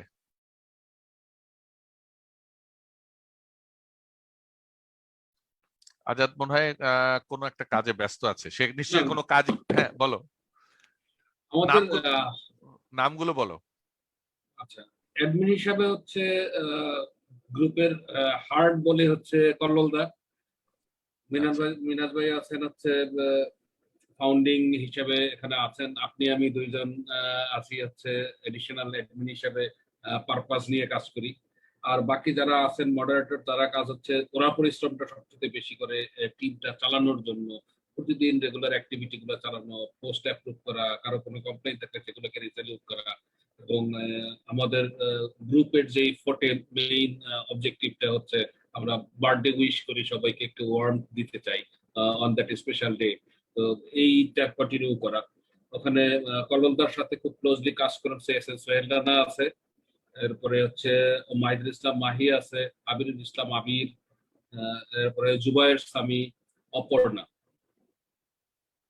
এই তো মোটামুটি এগুলো আছে। এবং এছাড়াও অনেক আমাদের এখানে কিন্তু অনেক আছেন যারা বিভিন্নভাবে পরামর্শ দেন। কারণ এই যে 25-30 হাজারের একটা কমিউনিটি, এটা কিন্তু আসলে একটা প্রতিষ্ঠানই বলতে পারি আমরা। এবং সেখানে আমাদের নাম হচ্ছে শুধুই জাহাঙ্গীরনগর, এবং এখানে আমরা যা কিছু করি সবই কিন্তু শুধুই করি, কোনো এজেন্ডা নাই, আমাদের কোনো পারপাস নাই। যখন যেটা মনে হয় যে হ্যাঁ, এটা নিয়ে একটু কথা বলা দরকার, এটা নিয়ে একটু আলোচনা হতে পারে। এবং সেই কারণে আমাদের দর্শক বা আমাদের সাথে যারা যুক্ত আছেন তারাও অনেক কমফোর্টেবল। আসলে হয় না যে সবচেয়ে ভালো উন্নত মানের ভালোবাসা কোনটা? Loving without expecting. এক্সপেকটেশন সম্ভবত মানুষকে অনেক লিমিট করে দেয়। তো আমাদের আসলে কোনো এক্সপেকটেশন নাই এখানে। আমরা যারা আছি সবাই নিজের খেয়ে পরের মোষ তাড়াচ্ছি, এবং আমাদের এই সময় দিয়ে আমরা অনেক আনন্দ পাই। আনন্দ পাই এই জন্যে যে যখন নর্মাল সিচুয়েশন ছিল তখন ঈদ পুনর্মিলনী গুলো হতো। ড্যাফোডিলের অডিটোরিয়াম গত 10 বছর আমরা ব্যবহার করেছি, এখনো হয়তো পরিস্থিতি নর্মাল হলে করব। এবং সেখানেও আপনাদের দুই ব্যাচের মাঝখানের আমাদের সবুর খান, যিনি আমাদের চেয়ারম্যান, তিনি তো ড্যাফোডিল ইউনিভার্সিটি, তিনি আমাদের অডিটোরিয়াম সারা জীবন ফ্রি করে দিয়েছে, যে জাহাঙ্গীরনগরের যে কোনো রিউনিয়ন হওয়ার জন্য ইউনিভার্সিটির সমস্ত কিছু ওপেন। তো আমরা এই অনুষ্ঠানের মধ্য দিয়ে তাকেও কৃতজ্ঞতা জানাই। যদিও উনি আমার চেয়ারম্যান, কিন্তু আপনাদের ভাই, আমারও ভাই নিশ্চয়ই, আমরা তারপরে না হয় চেয়ারম্যান। তো এনিওয়ে, সবকিছু মিলে আমাদের মনে হয়েছে যে আজকের যে আলোচনাটা সেটা অনেক অনেক বেশি প্রাণবন্ত হয়েছে। যদিও একজন দাবি করেছে যে আমার চেহারার ভিতরে নাকি কোনো কিছু নাই, সবসময় মনে করে যে আমি গান করব, দুষ্টামি করব। আজকে তেমন কিছু করি নাই, কারণ তাহলে ডাইলুটেড হয়ে যেত। কারণ আপনারা দুইজন যে আলোচনাগুলো করেছেন সেটা শুধু জাহাঙ্গীরনগর না, সেটা বাংলাদেশের জন্য অনেক অনেক প্রয়োজনীয়। আমার লাস্ট যে পয়েন্টটা আমি আপনাদের সাথে শেয়ার করতে চাই, যে খালিদ ভাই অলরেডি বলেছে যে অনলাইন ক্লাস কন্ডাকশন বা অনলাইনের ব্যাপারে কাজ করার ব্যাপারে, সলিউশনের ব্যাপারে জাহাঙ্গীরনগর অনেক দূরে এগিয়ে গেছে। আমি নিজেও সেটা লক্ষ্য করেছি, কারণ আমি নিজে দেখেছি যে সেখানে প্রচেষ্টাটা চলছে। এবং শুধু জাহাঙ্গীরনগর না, বাংলাদেশের প্রত্যেকটা বিশ্ববিদ্যালয় অ্যাক্টিভ হতেই হবে এই মুহূর্তে। কারণ করোনার শুরুতে মনে হয়েছিল যে 2-3 মাসের সলিউশন হয়ে যাবে, আমাদের তো সব খুলে দেবে, হুড়মুড় করে আবার চলে আসবো। সেটা যখন মাস বছর পেরিয়ে গেল, এখন আরো কত দূর যাবে আমরা জানি না। আর আজম ভাই কিন্তু বলেছেন যে যখনই ক্লাস বন্ধ হয়ে গেল যে পড়াশোনা বন্ধ রাখা যাবে না, শিক্ষা প্রতিষ্ঠান বন্ধ থাকলেও পড়াশোনা চালিয়ে যেতে হবে, বিকল্প পথ খোঁজা হলো এবং সাথে সাথে সেটা অ্যাডাপ্ট করা হলো। এখন তো আপনারা অনেক অনেক ভালোই আছেন, মাস্ক ছাড়া আছেন, ইনফেকশন নাই, এর চেয়ে আর বড় আনন্দের কথা হয় কি? তো সেটা হয়তো একদিন আমাদেরও হবে, হয়তো একটু সময় লাগবে, কিন্তু তারপরেও এই সময়তে অন্তত প্রথমে আজম ভাইয়ের কাছে জানতে চাইবো, তারপর খালেদ ভাইয়ের কথা দিয়ে আমরা অনুষ্ঠান শেষ করব। সেটি হলো যে এই সময়ে আমাদের এই যে শিক্ষার্থীরা যারা, যেহেতু আপনি বাংলাদেশের সন্তান, বাংলাদেশের সবকিছুই আপনার একেবারে সবসময় মনে থাকে, আমাদের করণীয়র ব্যাপারে যদি দু একটা কিছু বলেন, কারণ এখানে কিন্তু অনেকেই বিশ্ববিদ্যালয়ের শিক্ষকরা এই মুহূর্তে অনুষ্ঠানটা দেখছেন বা পরবর্তীতে দেখবেন। আপনার কোনো স্পেশাল টিপস আছে কিনা 2-1 মিনিটের মধ্যে যদি আমাদেরকে দেন ভালো হয়। ট্রিপসটা হচ্ছে, মানে যদি আমি ফান্ডামেন্টালি বলি তাহলে হচ্ছে আমাদের নো ম্যাটার ইজ এ, এখন যে করোনা বা পরবর্তীতে আমাদের বাংলাদেশে এই জিনিসটা হয় কিনা যে স্টুডেন্ট মানে টিচার ইভ্যালুয়েশন, মানে টিচারদেরকে ইভ্যালুয়েট করবে স্টুডেন্টরা, এটা প্র্যাকটিস হয় কিনা বাংলাদেশে আমার জানা নেই। তো এটা যদি করা হয় তাহলে হবে কি, যেমন আজকে এই করোনার সময় স্টুডেন্টদের যে এক্সপেকটেশন এবং টিচারদের যে এক্সপেকটেশন, এইটাকে কিন্তু মানে লাইন আপ করা যায়। এই লাইন আপটা যদি করতে পারে তাহলে স্টুডেন্টরা তাদের যে ডিমান্ড, যে আমি লার্ন করতে চাই নো ম্যাটার ইজ করোনা, আর করোনা ছাড়া আমাকে কিন্তু তারা নক করবে যে আমাকে তুমি শিক্ষা দাও, এটা থাকতে হবে। আর টিচারদের এক্সপেকটেশনটা হচ্ছে যে আমি ডেলিভারি দিব তোমাকে, যে আমি রেডি। এখন যে এর মধ্যে যে অবস্ট্রাকল গুলো, যে করোনার কারণে আমাদের সিস্টেমের প্রবলেম, এখন তো সিস্টেমটাকে আপগ্রেড করেছে, এখন অনলাইনে সুবিধা হচ্ছে। এই যে অ্যাকাউন্টেবিলিটির জিনিসটা, এই জিনিসটাই হলো মেইন টিপস। কারণ যে ডিমান্ড থাকতে হবে স্টুডেন্টদের, যে কারণ হচ্ছে কি টিচার আবার ভয়ে থাকবে যে স্টুডেন্টরা তো আমাকে ইভ্যালুয়েট করবে আমি যদি ডেলিভারি না দিই। এই জিনিসটাতে কাজ করতে হবে আর কি, এইটাই আমার টিপস আর কি এই মুহূর্তে, কারণ এইটা হলো ফান্ডামেন্টাল। আদার যেগুলো জিনিস যদি আমি বলি যে এই ছাত্ররা যাবে, ওই পার্টিসিপেট করবে, এগুলো হলো সারফেসের বিষয়। কারণ অ্যাকাউন্টেবিলিটি থাকলে হবে কি, যেমন আমার মধ্যে ভয় থাকে, যেমন আমার কালকে ক্লাস আছে, আমাকে ক্লাসটা রেডি করে যেতে হবে, কারণ আমি যখন সাবমিট করব কোশ্চেনিয়ার যে রিভ্যালুয়েশনের জন্য, যদি আমার ডকুমেন্টগুলো আমি আপলোড না করতাম, কালকে আমি রাত্রে আপলোড করছি আমার ডকুমেন্ট, কিছু রিডিং ডকুমেন্ট, কারণ ওটা কিন্তু নোট হয়ে যাবে যে এই জিনিসটা তুমি দাও না ঠিক মতো। এটা পারফরমেন্স, এগেইন যে পারফরমেন্স তুমি বললা যে একাডেমিক পারফরমেন্স, এটার সাথে কিন্তু লিঙ্ক। আমাদের ফান্ডামেন্টাল জায়গা থেকে হিট করতে হবে রাদার দেন সারফেস। আমার মনে হয় আমি বুঝাতে পেরেছি আর কি। Thank you. এটা খুবই স্পষ্ট যে আসলে অ্যাকাউন্টেবিলিটিটা লাগেই, অ্যাকাউন্টেবিলিটি ছাড়া সেটা সম্ভব না। আর যেটা আপনি বললেন যে যখন মানে অনেক সময় আমরা উদাহরণ দেই না যে মিয়া বিবি রাজি তো কি করবে পাড়ার লোকের, আমি শেখাবো আর আমি শিখবো, তাহলে মাঝখানে যত অবস্টাকল থাকুক সেটা মানে এখন তো আরো সহজ। এখন এই যে আমরা কথা বলছি, আপনি নিউজিল্যান্ডে, আমি এক জায়গায়, আমরা কই চলছে তো, মানে আমার তো মনে হয় না কোনো ইন্টারাপশন হচ্ছে। হ্যাঁ, এর মধ্যে অনেকের অনেক ধরনের বিষয় থাকবে, যে ইন্টারনেটের কানেক্টিভিটি দুর্বল আছে, এগুলো লিমিটেশন থাকবে, কিন্তু সেটাও তো ওভারকাম করা সম্ভব। তো আমি, খালেদ ভাই যেহেতু আছেন এবং আজম ভাই যেটা বললেন, আমি নিশ্চিত যে এটার মানে পাশাপাশি অনেক কথা বলা যেতে পারে, কিন্তু এটাই মোদ্দা কথা, এটাই আসল কথা, যে যদি এই দুই দল মানুষ যদি একত্রিত হয় তাহলে সবই সম্ভব। তো সেই জায়গাটা থেকে আমার মাঝে মাঝে নিজের মধ্যে প্রশ্ন জাগে যে এই যে প্রায় 2 বছর হতে চললো, আমরা কিন্তু খুব একটা দেখিনি যে বিশ্ববিদ্যালয়গুলো, অনেক সময় দেখা যায় যে আপনার কি বলা যায়, যে একটা কনসার্ট করার জন্য আমরা অনেক সময় টেলকোতে বলি যে আমাদের কিছু টাকা দাও, একটা কনসার্ট হবে মুক্ত মঞ্চে, এই হবে সেই হবে, কিন্তু এই যে 2 বছরের মতো চলে গেল, ছাত্ররা প্রায় বলে যে ইন্টারনেটের দাম বেশি, কানেক্টিভিটি কম। আমি জানি না, আমার কিন্তু খুব একটা চোখে পড়েনি বা পড়েইনি বলতে হবে, যে এই ইন্টারনেটের কানেক্টিভিটিটা একটু ভালো করার জন্য বা ছেলে মেয়েদের ডিভাইসটাকে পাওয়ার জন্য, অর্থাৎ এডুকেশনকে যে বন্ধ করা যাবে না, এই ফিলসফিতে মনে হয় আমরা খুব একটা ছিলাম না, বরং আমাদের কাছে সলিউশন একটাই ছিল, শিক্ষা প্রতিষ্ঠান বন্ধ রাখতে হবে, এখনো সেটা আছে। এর মধ্যে বিচ্ছিন্নভাবে হয়তো কোনো কোনো বিশ্ববিদ্যালয়, কিছু বেসরকারি প্রতিষ্ঠানগুলো কিন্তু চেষ্টা করেছে অনলাইনে, সরকারি বিশ্ববিদ্যালয় করেছে, কিন্তু আমাদের তাগিদটা না, ঠিক আজম ভাই যেভাবে বললো সেরকম মনে হয় আমরা সব জায়গায় ফিল করি নাই। খালেদ ভাই, আপনার কি মনে হয়? না, এই কথাটা আসলে কেমন যেন অন্তর্যামীর মতো তিনি বলে ফেললে, যে অবশ্যই অনলাইনে ক্লাস হচ্ছে এবং অনলাইন ফ্যাসিলিটিসটা পাওয়ার জন্য প্রত্যেকটা ছাত্র, আমি বলেছি গ্রামাঞ্চল থেকে আসে, মানে শ্রেণী বিভক্ত একটা সমাজে আমরা বসবাস করি, এখানে বিভিন্ন আয়ের লোকজন থাকে, এখানে অনেক ছেলে এখানে ফার্স্ট ইয়ারে ভর্তি হয়ে টিউশনি করে বাড়িতে টাকা পাঠায়, তারা চলে। ফলে এই যে অনলাইন ফ্যাসিলিটিসটা যদি আমি নিতে চাই, তাহলে তাদেরকে অন্তত মানে আনুষঙ্গিক যা কিছু আছে, মানে নেটওয়ার্কের অ্যাভেলেবিলিটি বা মানসম্পন্ন একটা অ্যান্ড্রয়েড, আজকেই আমাকে একজন শিক্ষক বলছিলেন যে আমাকে এটা অ্যান্ড্রয়েড ফোন কিনতে হয়েছে, এগুলা যদি না হয়, যদি এখানে আসলে সারা দেশ থেকে এরকম হয়েছে, পরীক্ষা নিচ্ছি ভাইবা, সে একটি পিছনে একটি নদী দেখা যাচ্ছে গ্রামে, এখানে কেন তুমি নেটওয়ার্কের জন্য। ফলে এই যে নেটের এই দুর্বলতা এবং আর্থিক কিছু ব্যাপার আছে, এটা যদি সহযোগিতা করা যায়, অনেক জায়গায় তো অনেক রকম খরচ হচ্ছে এবং ওই খরচের অপচয় দেখলে আমাদের আসলে মানে কি বলবো, মূর্ছা যাওয়ার মতো অবস্থা হয়। এটা কিছুটা এইখানটা আনতে হবে। প্রয়োজন হলে শিক্ষকদের অন্তত ইন্টারনেট ভাতা, যেমন বিইউপি দেয়, ঠিক আছে, এরকম একটা দিতে পারে শিক্ষকদের উৎসাহিত করার জন্য, শিক্ষকদেরও প্রাণিত হওয়ার ব্যাপার আছে।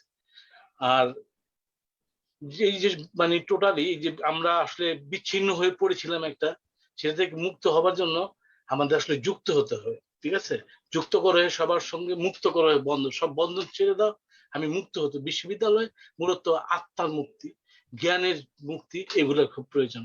কারোর সঙ্গে আমার মতের ভিন্নতা হতেই পারে, গণতন্ত্র তাই বলে যে মত ভিন্নতা থাকবে, এটাও বলে যে পরমত সহিষ্ণু হতে হবে, কিন্তু মানে মতান্তরী মনান্তর যেন তৈরি না করে।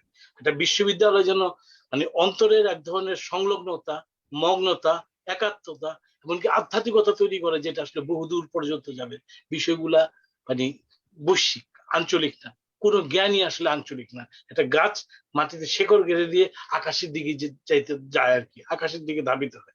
এই ব্যাপারটা এই বুঝতে হবে যে বিশ্ববিদ্যালয় মূলত আসলে প্রাইমারি স্কুল, মাধ্যমিক স্কুল, কলেজ পার হয়ে যেখানে আসে, সেখানটায় অনেক অজস্র অনুসন্ধিৎসা, অন্তহীন অনুসন্ধিৎসা, তার নিরাময়ের চেষ্টা এবং ভবিষ্যতে একটি সুন্দর পৃথিবী করবার মানসিকতা নিয়ে সামনে এগোতে থাকবে। এটার জন্য যা যা করবার তা সরকারকে করতে হবে, তা বিশ্ববিদ্যালয় প্রশাসনকে করতে হবে এবং আনুষঙ্গিক যারা আছে এটা করতে হবে। আমি এখনো মনে করি সবচাইতে বড় এবং সবচাইতে উর্বর, প্রয়োজনীয়, দুর্দর্শ আমাদের ভবিষ্যৎকে সোনালী আলোয় ভরে দেবার জন্য সবচেয়ে বড় যে খাত, সেটা আসলে অবশ্যই শিক্ষা খাত। এটাকে অনর্থক ঘাতে আসলে পর্যদস্ত করা ঠিক না। সবাই অনেক অনেক ধন্যবাদ। আমরা মনে হয় যে সবশেষে যে জায়গাটায় এসে থামলাম, সেটা কিন্তু আজম ভাই বললেন একভাবে এবং আপনি আরেকভাবে বললেন। রেজওয়ান, তুমি কি রয়েছো? তোমার মাইকটা ওপেন। হ্যাঁ, জি জি জি, হ্যাঁ আমি আছি। হ্যাঁ, তোমার সাউন্ড অট্টহাসিটা আমরা শুনেছি, এখন বাঁশিটা শুনবো। শুধু অট্টহাসি হলে হবে না, বাঁশিটা দিয়ে শেষ করব, তুমি রেডি, তৈরি হও। তো আমরা যেটা বলছিলাম যে আমাদের আজম ভাই যে জায়গাটায় বললেন যে বিষয়টা হচ্ছে যে শিক্ষক এবং ছাত্রের যদি ডিমান্ড থাকে আর শিক্ষকের কাছে যদি ভালো সাপ্লাই থাকে, তাহলে পরে সেই মার্কেটটা, সেই ইকুইলিব্রিয়ামটা কখনো নামতে পারে না, সেটা পিকেই থাকবে। আর সেই জায়গাটায় আপনি যে হৃদয়বান হওয়ার কথা বলেছেন খালেদ ভাই, বিশেষ করে যত বেশি দুর্যোগ হয় মানুষের তত বেশি কাছে আসে। আমরা দেখি যে দুর্যোগের সময় শেয়াল আর মুরগি একই ভেলায় ভেসে বেড়ায়, কেউ কাউকে স্পর্শ করে না, সাপের সাথে ব্যাঙ বসে থাকে। আমাদের করোনা হয়তো আমাদেরকে অনেক জায়গায় আমরা অনেক দুঃসংবাদ পাই, অনেক খারাপ কথা শুনি, মানুষের অনেক অমানুষ হয়ে ওঠার গল্প শুনি, কিন্তু একই সাথে বহু মানুষের মধ্যে কিন্তু মানবিক গুণাবলী বৃদ্ধি পেয়েছে এবং সেটাই বৃদ্ধি পাক উত্তরোত্তর, সেটাই আমাদের চাওয়া থাকবে এবং সেই চাওয়ায় আমরা সবাই নিজেদেরকে সম্পৃক্ত রাখবো। আপনাদের কি কোনো শেষ কিছু বলার আছে? তাহলে আমরা বাঁশিতে চলে যাব। আমি একটু বলতে চাই। সরি খালেদ ভাই। আচ্ছা ঠিক আছে, বলি ছোট্ট একটা কথা। শিক্ষার্থীরা যে আসে না, শিক্ষা যোগ অর্থী মানে যে প্রার্থনা করে, শিক্ষা মানে ওরা হাত বাড়িয়ে আছে, মন বাড়িয়ে আছে, মস্তিষ্ক বাড়িয়ে আছে কিছু পাওয়ার জন্য। শিক্ষক যদি অর্জন না করেন, তার যদি সঞ্চিত কিছু না থাকে, তার পকেটে যদি ফুল না থাকে, তার পকেটে যদি দেবার মতো কোনো অর্ঘ না থাকে, দিতে পারবে না। ফলে যে কথাটা আজম বলেছে যে আসলে এই সবকিছু বন্ধ হয়ে যাক, এই পড়াশোনাটা থামানো যাবে না, মূলত জ্ঞান অর্জনটা থামানো যাবে না। অজস্র ছাত্র অজস্র রকমের মানে জিজ্ঞাসা নিয়ে আসে, জ্ঞানের আকাঙ্ক্ষা নিয়ে আসে। সবাইকে নিবৃত্তি করতে হলে আসলে নিজেকে, শিক্ষক যিনি তাকে আসলে ওই অর্থটাকে পূরণ করতে হবে। এবং শিক্ষককে শিক্ষক উচিত আচরণ করা মানে হচ্ছে জ্ঞান অর্জন করা, বিদ্যা না। বিদ্যা এক ধরনের কেবল তথ্য, এটা যদি চেতনা জারক রশ্মি জারিত না হয়ে জ্ঞানে পরিণত না হয়, তাহলে এই কাজটা করা কঠিন সম্ভব। এটুকু আসলে বলবার বিষয়। শিক্ষক মানেই তাকে আসলে ধনাঢ্য হতে হবে, সেটা জ্ঞানে। ধন্যবাদ। অনেক ধন্যবাদ। হ্যাঁ আজম ভাই।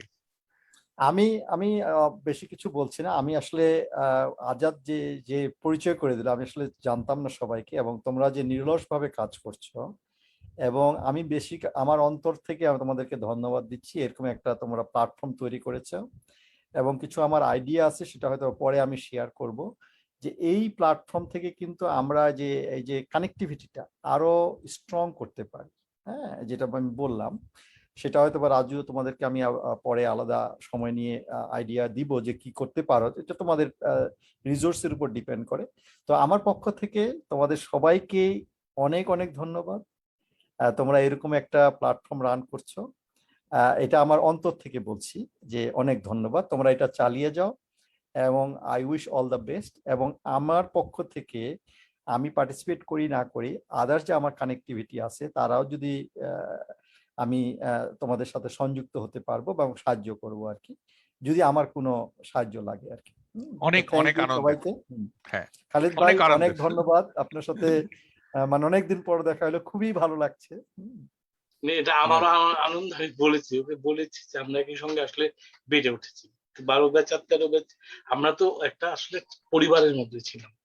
ফলে পারিবারিক আজকে একটা যে- একাত্মতা, আত্মার যে একাত্মতা ছিল, সেটা সব সময় থাকবে। আমি সেইটাই ফিরে চাই জাহাঙ্গীরনগর বিশ্ববিদ্যালয়ে।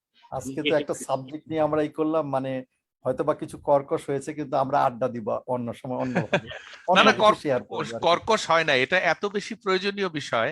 আমি জানি না, মানে এই সময়ে আমরা যদি শিক্ষাটা নিয়ে না ভাবি, আমরা কিন্তু অলরেডি বিপদে পড়ে গেছি, আরো বিপদে কিন্তু পড়বো। কাজেই আমি মনে করি যে আমাদের যেহেতু অ্যালামনাইদের একটা সংগঠন বা অ্যালামনাইয়ের সবাই আমরা এখানে আছি, এখানে বহু শিক্ষক আছেন যারা শুধু শিক্ষক মানে তো শুধু জাহাঙ্গীরনগরের শিক্ষক না, স্কুলের, কলেজের, অন্য বিশ্ববিদ্যালয়ের, সরকারি বেসরকারি বিশ্ববিদ্যালয় এবং বিদেশের, দেশের অনেকেই তো এর মধ্যে তো। ধরেন সেলিম ভাই এখন মনে হয় আমেরিকাতে আছেন, উনিও আছেন, অনেকেই আছেন এখানে। সারা পৃথিবীর লোক কিন্তু আমাদের এই প্ল্যাটফর্মে আছেন এবং অনুষ্ঠানটা দেখছেন বিভিন্ন জায়গা থেকে এই এই মুহূর্তে। হ্যাঁ, আবার সামিনা আক্তার কাঞ্চন, সে মনে হয় এখন লন্ডনে আছে, সে বলেছে খালেদ ভাই বরাবরের মতো অভিভূত করেছেন, তিনি শুধু কবিই না, মহাজ্ঞানী মানুষ। আজম ভাইয়ের কথাও অনেক অনেক মূল্যবান। ধন্যবাদ এপিসোডের জন্য। তার মানে এই যে প্রত্যেকটা মানুষের মধ্যে কিন্তু অলরেডি ছড়াচ্ছে, এবং অনেক বিদেশি লোক অলরেডি জয়েন করেছে। বিদেশি মানে বাংলাদেশ থেকে গিয়ে বিদেশি হয়েছে, আসলে আমাদের লোক। তো এবার আমরা রেজওয়ান, তোমার একটা বাঁশি শুনে আমরা বিদায় জানাবো সবাইকে। জি, আমি চেষ্টা করছি আর একটা কিছু শোনানোর জন্য একটু চেষ্টা করছি।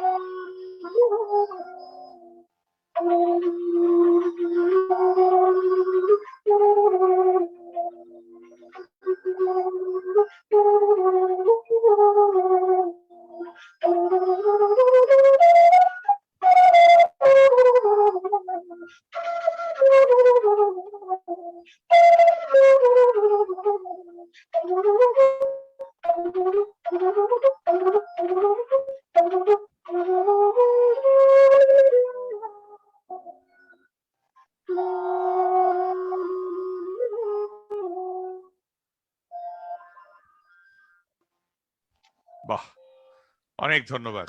তাহলে আমরা সবাই বিদায় জানাই, শুভরাত্রি। রাজু, জাস্ট হ্যাঁ, বলো। লাস্ট আমার জন্য দোয়া করবেন সবাই। একটা জি। ওই রেজওয়ানকে আসলে ধন্যবাদ দেওয়া হয়নি, রেজওয়ানকে আমার পক্ষ থেকে ধন্যবাদ। আর বেশি আরো অনেক ধন্যবাদ আমি সবাই পাওয়ার অপেক্ষায় রাখে। আমি দেখতেছি অনেক কমেন্ট আসতেছে, হ্যাঁ, হ্যাঁ, হ্যাঁ, তো আমার মনে হয় তোমরা তো তাদেরকে ধন্যবাদ জানো। আমার পক্ষ থেকে আসলে অডিয়েন্স যারা, তারা যে এই যে রাত জেগে দেখতেছে বা শুনতেছে বা আমাদের উপর কমেন্ট করতেছে, আমি উনাদেরকেও আসলে অনেক ধন্যবাদ জানাচ্ছি। আমরা যেন সবাই ভালো থাকি। আর এই যে উনাদের যে আগ্রহ বা এই যে কিউরিয়াস বা জানার চেষ্টা, এটা আসলে একটা ফ্যামিলি। সুতরাং আসলে আমরা সবাই এনজয় করছি। আমার পক্ষ থেকে তাদেরকেও ধন্যবাদ, কারণ সবাইকে তো ধন্যবাদ দেওয়া সম্ভব হবে না। নাম তোমার ধরে ধরে। মাধ্যমে ধন্যবাদটা দেওয়া হলো। হ্যাঁ, আমিও বিশেষ করে আমিও মনে করি যে আমাদের পক্ষ থেকে সবার পক্ষ থেকে যারা অডিয়েন্স শুনছেন এবং শুনবেন তাদের, এবং যারা এর পেছনে কারিগর নাম শুনেছি, তাদের সবাইকে আন্তরিকভাবে অভিনন্দন জানাই। তাদের মানে ভালো থাকুক, জীবন অনেক সমৃদ্ধ হোক, পূর্ণতা পাক, চরিতার্থ হোক, এরকম কামনা করি। অনেক অনেক ধন্যবাদ সবাইকে। আর আমাদের যদি কোনো ভুল ত্রুটি হয়ে থাকে সেটা ক্ষমা সুন্দর দৃষ্টিতে আমাদের দর্শকরা দেখবেন। অনেকেরই আসার আগ্রহ থাকে, কিন্তু আমরা জাস্ট সেটটাকে বেশি নয়েজি করতে চাই না, তা না হলে কথা ঠিক মতো ট্রান্সমিট হয় না অনেক সময়। সেই জন্য বাট আবার দেখা হবে পরশুদিন আরেকটা প্রোগ্রামে, তখন হয়তো আপনারা দর্শক হিসেবে থাকবেন, কমেন্ট করবেন, যখন সুযোগ পাবেন দেখবেন, দিনের যে কোনো সময় সুযোগ পেলে। আমার অনেক এত কমেন্ট আছে, এগুলো যদি আমি পড়তে যাই তাহলে আসলে সময় অনেকটা চলে যাবে, সেই জন্য আর কি। অনেকেই সমৃদ্ধ হয়েছেন, আনন্দ পেয়েছেন, সব কথাই বলেছেন। আর সবচেয়ে যেটা বেশি করে বলেছেন সবার মধ্যে, যেটা চালিয়ে যাও, থেমো না, থামবো না, যদি বেঁচে থাকি, যদি টিকে থাকি, পৃথিবী আবার সুন্দর হবে। এবং এই দুঃসময়ের মধ্যেও আমরা যদি এতটুকু আনন্দ দিতে পারি, এতটুকু যুক্ত হতে পারি, কারণ মানুষের এখন মূল সমস্যাই হচ্ছে ডিসকানেক্টেড হয়ে গেছি, সেখানে আমরা কানেক্টেড হচ্ছি অল্টারনেটিভ ওয়ে অর টেকনিক থেকে। তো আমরা কানেক্টেড থাকতে চাই, আমরা ভালো থাকতে চাই এবং ভালো রাখতে চাই। আসসালামু আলাইকুম, শুভরাত্রি। শুভরাত্রি।